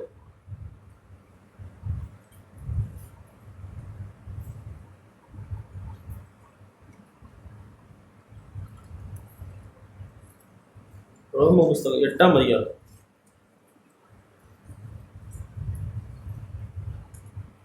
கேட்டுட்டு இருந்தபோது எனக்கு ஆண்டவர் அப்படி தான் பேசினாங்க. ஆமாம் ஆண்டவரே நான் எவ்வளோ மாம்சத்தில் உள்ள மனுஷன் ஆண்டவரே. அப்போஸ்தலன் அப்படி தான் அவரை கண்ட மனுஷன், தேவனை முகமுகமாக கண்ட மனுஷன். இந்த முள்ளில் உதைக்கிறது கஷ்டம்னு தெரிஞ்சுக்கிட்டாரு. ஆமாம் ஆண்டவரே அதை நான் உதைக்க விரும்பலை, ஒரு காலமும் அப்படி இருக்க விரும்பக்கூடாது ஆண்டவரே, அது கடினமாக இருக்கு ஆண்டவரே, இந்த வாழ்க்கை எனக்கு இளைப்பாறுதலாக கடந்து போக உதவி செய்யுங்க. நான் முள்ளில் இன்னமும் உதச்சிக்கிட்டே இருக்கக்கூடாது ஆண்டவரே, அது எனக்கு தான் இன்னும் நான் காயப்பட்டு காண்கிற எல்லாரையும் ஆண்டவரே நான் குற்றப்படுத்தி உட்காந்துருப்போம். என்ன சொல்ல போனால் நான் பெருசாக நீதியாக அவர் இல்லை ஆண்டவரே, அந்த நீதியான அந்த முள்ளை மிதிக்கக்கூடாது ஆண்டவரே. ஆமாம், அது வச்சோம்னா நம்மளுடைய அதில் சொல்லும்போது 3ஆம் அதிகாரம், அது எப்படி மாம்சத்தினால் பலவீனமாக இருந்த நியாயப்பிரமாணம் செய்யக்கூடாது தேவனே செய்யும்படிக்கு தம்முடைய குமாரனை பாவ மாம்சத்தின் சாயலாகவும் பாவத்தை போக்கும் பலியாகவும் அனுப்பி மாம்சத்திலே பாவத்தை ஆக்கினைக்குள்ளாக தீர்த்தார். இந்த வசனமெல்லாம் கேட்கும்போது எனக்கு ஆண்டவர் திரும்ப இந்த வசனங்கள்லாம் வீடுகளை தூரம் உட்காந்துனேன். நான் அப்படி தான் கவனிப்பேன். ஆண்டவரே என்ன சொல்கிறீங்க ஆண்டவரே, இந்த பாவியான மனுஷனுக்காக மேல் நான் அப்படி தான் இருக்கேன். ஆமாம் ஆண்டவரே, இவ்வளோ முழுக்க அது பெரட்ட இந்த புத்தகத்தை எப்படி நம்ம பெரட்டினோம்னா தேவனோட அன்பு காட்டுறாங்களா இந்த புத்தகத்துக்கு தேவனோட அன்பு எவ்வளவா இதில் பூரணமாக இருக்கோ அதே போல் என்னோட காரியங்களை நான் அப்படி தான் உட்காந்து யோசிக்கிறேன். ஆண்டவரே என்னோட காரியங்களை பெரட்ட அது வெறும் பெரட்ட இன்னும் அதிகமான ஆண்டவரே பாவங்களும் அக்கமங்களும் அப்படி தான் காரியங்கள் வருது. ஆண்டவரே நீங்களே இறங்கி வந்து எனக்காகவா இல்லை அப்படிலாம் ஆழமாக உட்காந்து நான் அப்படி தான் யோசிக்க போகிறேன். ஆமாண்டர் நீங்களே அதில் அப்படி தான் போட்டிருக்கு. மாம்சத்தினாலே பலவீனமாக இருந்த நியாயப்பிரமாணம் கேட்டோம்ல, ஆதி முற்புதாக்கள் ஒரு நியாயப்பிரமாணம், ஒரு சட்டத்திட்டம். என் பொண்ணு கொஞ்ச நாளைக்கு முன்னாடி நான் சொல்லியிருந்திருக்கான். ஒரு ஒரு எழுதும், ஒரு எப்படி சொல்கிறது, ஒரு அட்டண்டன்ஸ் மாரி காலையில் எழுந்து இது செய்யணும், டிவி பார்க்கணும் என்னாச்சுன்ட்டு, அப்புறம் பல்லு வளர்க்கணும், ஏதோ ஒரு குறிப்பிட்ட இதெல்லாம் அது இந்த லீவுக்கு எழுதி வைக்கும். இந்த காலாண்டு இந்த அரையாண்டு லீவில் அப்படி எழுதி இந்த ரூமில் இந்த பீரோவில் எங்கேயோ ஒன்று ஒட்டி வைக்கும். நான் பார்த்துருக்கேன். அது 3 நாளைக்கு தான் செய்யும். நான் தப்பு சொல்லலை, 3 நாளைக்கு தான் செய்யும். அப்புறம் நம்ம தட்டி எழுப்பிடுற மாதிரி இருக்கும். இது சட்டத்திட்டம் நியாயப்பிரமாணம் செய்யணும்னு ஒரு ஆசை இருக்குது. ஆனாலும் ஏதோ மாம்சம் அந்த சூழ்நிலையில் செய்யப்போம் இல்லை ஆண்டவரே, அது சூட்டபிள் ஆகாது, அது இந்த வாழ்க்கை சூட்டபிள் ஆகாது ஆண்டவர் எண்ணத்தில் அப்படி சொல்கிறாங்க. இல்லை ஆண்டவரே, உங்களுடைய ஆவியினால் நடத்தப்பட்டா சபையில் மட்டும் இல்லை ஆண்டவரே, நான் எங்கும் உங்களை காட்டலாம் விரும்புவோம். உண்மையிலே ஆண்டவர் எனக்கு அப்படி சொல்லிட்டாங்க. ஆமாம் ஆண்டவரே, அது அது அப்படி அது மாம்சத்தினாலே பலவீனமாக இருந்த நியாயப்பிரமாணம் செய்யக்கூடாத தேவனே செய்யக்கூடிய வாழ்க்கை இது. ஆமாம் ஆண்டவரே, நீங்கள் செய்யுங்க, நான் உட்காந்துருக்காண்டவரே, நீங்கள் வாழ்க்கையில் செய்யுங்க, நீங்கள் செஞ்சால் அது பூரணமாக இருக்கும். நான் உங்களை கண்டு போவேன், உங்களை அறிந்துட்டு போக மாட்டேன், உங்களை கேள்விப்பட்டு போக மாட்டேன், உங்களை தொட்டு பார்த்துட்டு போவேன். உண்மையிலே அப்படி தான் சொல்லணும். ஆமாண்டவரே, உங்களை தொட்டு பார்த்துட்டு போகணும் சபை கொடி, ஒவ்வொரு சபை கொடுத்தலும். ஆமாண்டவரே, எனக்கு திருப்தியாக இருக்கும், அது எனக்கு பூரணமாக இருக்கும். இந்த வாழ்க்கைக்கு தொடர்ந்து ஓட ஒரு ஆசையாக இருக்கும். அதில் தொடர்ந்து நம்ம மாம்சத்தின்படி நடவாமல் ஆவியின்படி நடக்கிற நம்மிடத்தில் நியாயப்பிரமாணத்தின் நீதி நிறைவேறும்படிக்கு அப்படி செய்தார். ஆண்டவர் அந்த நியாயப்பிரமாணத்தை அவர் சூட்டபிள் ஆக்கிட்டேன். எனக்கு அதை கேட்கும்போது எப்படி இருந்துச்சு, மாம்சத்தின்படி நடவாமல் ஆவியின்படி நடக்கிற நம்மிடத்தில். ஒரு ஆவியினால் இந்த வாழ்க்கை எத்தனையோ முறை திரும்ப திரும்ப கேட்குறோம். ஆமாம் ஆண்டவரே, இது ஆவியினால் நடத்தப்படுறாங்க, இது ஆண்டவரே நடத்தலைன்னா எத்தனை இடம் கேட்டுருக்கோம். ஆமாம் ஆண்டவரே, இந்த வாழ்க்கை ஏதோ மனுஷன் உந்தி தள்ளி தள்ளி தள்ளி இதை செய்யுங்க. இப்போ என் மனைவி சொல்கிறோம், சும்மா மனைவி சொல்கிறாங்க, இன்றைக்கி சபைக்கு போங்க, வெள்ளிக்கிழமை பிரேயருக்கு போங்க, புதன்கிழமை போய். இல்லை இல்லை இல்லை ஆண்டவரே, நீங்கள் தள்ளணும், நீங்கள் இழுக்கணும், உங்கள் அன்பு என்னை இழுக்கணும். பவுல் அப்படி தானே இருக்குது, உங்கள் அன்பு என்னை நெருக்கி ஏவுது ஆண்டவரேன்னா ஏதோ சும்மா சொன்னார் வாயிலேருந்து, இருதயத்துலேருந்து. ஆமாம் ஆண்டவரே, உங்களுடைய அன்புனால கட்டி இழுத்தா சபை கொடுத்ததுக்கு ஆட்டோமேட்டிக்காக நான் வருவேன். இல்லைன்னா என் மனைவி தான் தள்ளணும். போகலாம், சபைக்கு போய்ட்டு வாங்கலாம், அப்பயாச்சும் ஏதோ இருக்குமே, ஏதோ கொஞ்சம் ஏதோ எப்படி சொல்கிறது எனக்கு சொல்ல தெரியல. ஆமாம், ஒரு சபைக்கு போயிட்டு நான் சபைக்கு போயிட்டு வந்திருக்கேன், ஏதோ நீதிமானா ஏதோ சொல்லுவாங்களே 3 நாள் தூத்துக்குடி மீட்டு போயிட்டு வந்து, அடே இல்லை அது இல்லை ஆண்டவரே, எங்கே இருந்தான் ஆண்டவரே, நீங்கள் நடத்தினா இந்த வாழ்க்கை எங்கும் உமக்காக எரிந்து பிரகாசிக்க தான் தோணும். ஏதோ நானே தொண்ணூறு படிக்கும்போது நீதி நிறைவேறும்படிக்கு அப்படி செய்தார். அன்றைக்கு மாம்சத்தின்படி நடக்கிறவர்கள் மாம்சத்திற்குள்ளே சிந்திக்கிறார்கள், ஆவியின்படி நடக்கிறவர்கள் ஆவிக்குரியவர்களே சிந்திக்கிறார்கள். ஆமாண்டவரே, இப்படிய மாம்சம் ஒழிந்து போகணும், முழுக்க ஒழிந்து போனாண்டரே, அது எரிஞ்சிட்டு இருந்து நான் திரும்ப ஆண்டவரே, அது உங்களை என் வாழ்க்கையில் அமுக்கி போட பண்ணும். இன்னும் சொல்ல போனோம். ஆமாண்டரே, அது உங்களை அமுக்கி போட பண்ணும், எனக்கு மெருகத்தை பார்க்கும். இதெல்லாம் படிக்கும்போது எனக்கு ஆண்டவர் அப்படி தான் அர்த்தம். இல்லை ஆண்டவரே, நான் ஆவியின்படி நினைக்கிறேன், உங்களை ஆதாயப்படுத்த நினச்சிக்கிறேன் ஆண்டவரே, பவுலை போல் எப்படி ஆகிடும் உங்களை ஆதாயப்படுத்திக் கொள்ளணும் ஆண்டவரே. அப்போ தான் அந்த வாழ்க்கைக்கு நீங்கள் அழைத்த அழைப்புக்கு ஒரு பாத்திரவானா சொல்ல போனால் ஒரு பாத்திரவானா நடக்க முடியும். அதில் படிக்கிறோம், அண்டு மாம்சம் நடக்கிறவர்கள் மாம்சத்துக்குள்ளே தான் சிந்திக்க தோணும். ஆமாம், அது என்ன தான் சுட்டு போட்டாலும் மாறாது. ஆமாம், ஆண்டவர் சொல்லும்போது அப்படி தான் அந்த காரியங்கள் அப்படி தான் இருக்கும். ஆவியின்படி நினைக்கிறவர்களோ ஆவிக்குரியவர்களே. ஆமாம் ஆண்டவர், நீங்கள் என்ன சொல்கிறீங்க, நீங்கள் என்ன ஆண்டவர் சொல்கிறீங்க. என் மைண்டை கொஞ்சம் நாளைக்கு முன்னாடி கூட சொன்னேன், இப்படி தான் பேசிக்கிட்டு நான் வெள்ளிக்கிழமையில கூட சொல்லியிருக்கேன் அந்த காரியத்தை. ஆண்டவர் எனக்கு ஒரு விஷயத்த சொல்கிறாங்களே, அதை செய்ய அவங்க ஒன்றும் தப்பாக சொல்லல, அவங்கள செய்ய விட்டுடேன், அது செஞ்சால் நல்லா இருக்குமே. நான் பார்க்குறேன், எத்தனை காரியங்கள் நான் பார்ப்பேன். அப்படிதான் ஏதோ போய் இப்படியே பார்த்து இப்படி அலசரி ஒரு காரியங்கள் அப்படி செஞ்சு பார்க்கும்போது இல்லாண்டது அது பூர்ணமாக இருந்திருக்காது. செஞ்சு முடிச்சு நான் அப்படியே சொல்லுவோம், இல்லையே இதை நான் யோசிச்சேன், ஆண்டவர் எனக்கு சொன்னாங்களே ஆரம்பத்திலே அப்படி இருந்தால் நல்லா இருந்திருக்கும் உண்மையிலே, அது பூர்ணமாக இருந்திருக்கும். ஆனாலும் என்னதான் சொல்லிப்போம் கடைசியில், அவன் யாரையும் சொல்ல மாட்டான். என்னதான் இப்படி செய்யாமல் செவி கொடுக்காமல் போயிட்டேனே ஆண்டவருக்கு, இப்படி அவர் சத்தத்தை கேட்காம போயிட்டேனே அப்படின்னு உண்மையிலே அப்படி தான். ஆமாண்டரே, மாம்சத்துக்கு தீனி போட்டேனே, உண்மையிலே அதில் மாம்சத்துக்கு நடக்கிற மாம்சத்துக்குரிய சிந்திச்சேனே. இன்னும் சொல்ல போனேன், ஆமாண்டரே எனக்கு என்னுடைய ஆண்டரே மாம்சம் மனசும் பவுல் அருமையாக நான் தூயில சொன்னேன்னா, ஆமாண்டரே அதெல்லாம் செஞ்ச மனுஷன் தானே ஆண்டரே. இன்னைக்கு என்ன செய்ய பார்க்குறேன். ஆமாண்டரே, உங்களை நான் யோசிக்கிறேன்னா ஆவியின்படி எனக்கு ஆவிக்குரியவர்களை சிந்திக்கிறாங்க. ஆமாண்டரே, அப்படி நான் சிந்திக்க பார்க்குறேன்னா, அப்படி நான் யோசிக்க பார்க்குறேன்னா, ஏதோ பேர சொல்ல மாதிரி இங்கே வந்தோடனே ஏதோ பார்த்து. ஆமாம், நான் கூட அப்படி என்ன அப்படி சிந்திப்பேன். இந்த முழுக்கை சட்டெலாம் போட தெரியாது, வெக்கமாக இருக்கும். கேட்டுப்பாங்க எங்கள் அப்பா எங்கள் அம்மாட்டாரும் போட தெரியாது. இங்கே அப்படி மாற்றிக்கிட்டான். ஆமாண்டாரே, இல்லை அது இல்லாண்டாரு, அதில் நீங்கள் திருப்தி ஆகுது இல்லாண்டாரே, ஏதோ உங்களுக்காக போட்ட வேஷமா இது இல்லாண்டாரே, அது இல்லை. எந்த சட்டை போட்டானா ஆண்டரே, உங்களை போல் ஆவியின்படி சிந்திக்கிறானா, நான் அப்படி தான் யோசிக்கிறேன். ஆமாட்டாரே, ஆவியின்படி நடக்கிறவர்கள் ஆவிக்குரியவர்களே, தேவனுக்குரியவர்களே, தேவனுக்கு பிரியமானவர்களே. என்ன சொல்ல போனால், ஆண்டவரே உமக்கு பிரியம் எது ஆண்டவரே, அதை நான் சிந்திக்கிறேனா, இல்லை என்னுடைய மாம்சத்துக்கு இன்னமும் நான் தீனி போட்டு உட்காந்துருக்கேனா, இல்லை ஆண்டவரே அது எனக்கு ஒரு பூரணத்தை தராது. அது உங்களை பார்க்க விடாது சபையில். ஆமாம், நான் சபை கூடி உங்களை அறிஞ்சிட்டு உங்களை கேள்விப்பட்டு அந்த சேருக்கு என்ன சொல்ல போனால் அந்த சேருக்கு ஒரு சுமையை கொடுத்துட்டு போவோம். எனக்கு அப்படி தான் ஆண்டவர் சொல்லுவாங்க. ஆமாண்டவரே, ஏன் சுமையாக என் மேலே உட்காந்துருக்கேன்? இல்லை ஆண்டவரே, உங்களை நான் பார்த்துட்டு போகணும், உங்களை தொட்டுட்டு போகணும் ஆண்டவரே, அது எனக்கு பூரணமாக இருக்கும், அது எனக்கு இந்த வாழ்க்கைக்கு இலைப்பாறுதல் நடத்தும். அதில் தொடர்ந்து படித்தோம்னா, மாம்சத்துக்கு உட்பட்டவர்கள் தேவனுக்கு பிரியமாக இருக்க மாட்டார்கள். எவ்வளோ அருமையாக போட்டுருக்காங்க. அந்த பவுல் அதை கண்ட மனுஷன் எப்படி அழகாக வெள்ளிப்பா நல்லா சொல்கிறேன், என்ன சொல்ல போனால் சூப்பராக அப்படி மாம்சத்துக்கு உட்பட்டவர்கள் தேவனுக்கு பிரியமாக இருக்க மாட்டாங்க. எவ்வளோ ஒரு எனக்கு சில வருஷம்லாம் படிக்கும்போது எனக்கு உண்மையிலே பயமாக இருக்கும். அப்படியே சொல்லுவோம், ஆமாண்டவே நான் எப்படி இருக்கிறான்டவே, நான் இப்போ எப்படி இருக்கேன், மாம்சத்துக்கு உட்பட்டுருக்கேன்னா உங்களுக்கு பிரியமாக இல்லாத மேல் நான் அப்படி தான் வச்சுக்கிறேன். ஆமாண்டே, உங்களுக்கு பிரியம் இல்லாத, உங்களை சந்தோஷப்படுத்தாத, உங்களுக்கு ஆண்டரே உங்களுக்கு ஒரு உங்களை பார்க்காத ஒரு சபைக்கு முதலாகட்டும், ஒரு இன்னும் சொல்லப்போனால் எனக்கு இந்த சபையிலே அதானே சொல்கிறாங்க அடிக்கடி, இங்கே சபையில் ஒன்று செஞ்சு சபைக்கு முன்னாடி இல்லை ஆண்டவே இல்லை, அங்கே வச்சுக்கணும் எனக்குன்னு ஒரு இடம் பூரணம் ஒரு இடம் வச்சுருக்கீங்களே, இங்கே ஒரு நாள் தானே, இன்னும் சொல்லப்போனால் அடிக்கடி சொல்லுவாங்க 2 மணி நேரம் அல்லாட்டாக தம்பி. இல்லை இல்லை இல்லை, இந்த அலாட்டெல்லாம் ஆண்டவர்கிட்ட செல்லுபடி ஆகாது. என்ன கேட்டால் தான் சொல்லுவோம், ஆமாண்டவர் அந்த அலாட்டெல்லாம் இதுமாரி அலாட்டெல்லாம் ஆடின மனுஷன் தானே. உண்மையிலே என்னோடய படிப்பு காரியங்கள்லாம் பார்த்தா பின்னாடி தான் போய் உட்கார சொல்லுவோம். யார் இந்த படிக்காத, அன்றைக்கி இடையில கூட ஒரு சகோதரர் சொல்லிட்டு இருந்தார், யார் இந்த படிக்காத அப்படி அந்த சேர தோணும் எனக்கு. இப்போ என்ன பிரதர் அன்றைக்கி கூட போய் சொன்னாங்க, இப்போ என்ன ஒரு நல்ல ஒரு அவங்க பரிசுத்தம் அவ்வளோ ஒட்டிக்கிட்டா நானும் பரிசுத்தம் இல்லை இல்லை, அதுவும் என்னமோ சொல்லுவாங்கள்ல, பூவோட சேர்ந்தா நாறு மணக்குன்னு. இல்லை இல்லை இல்லை, அப்படி இல்லை அந்த கிறிஸ்தவாழ்.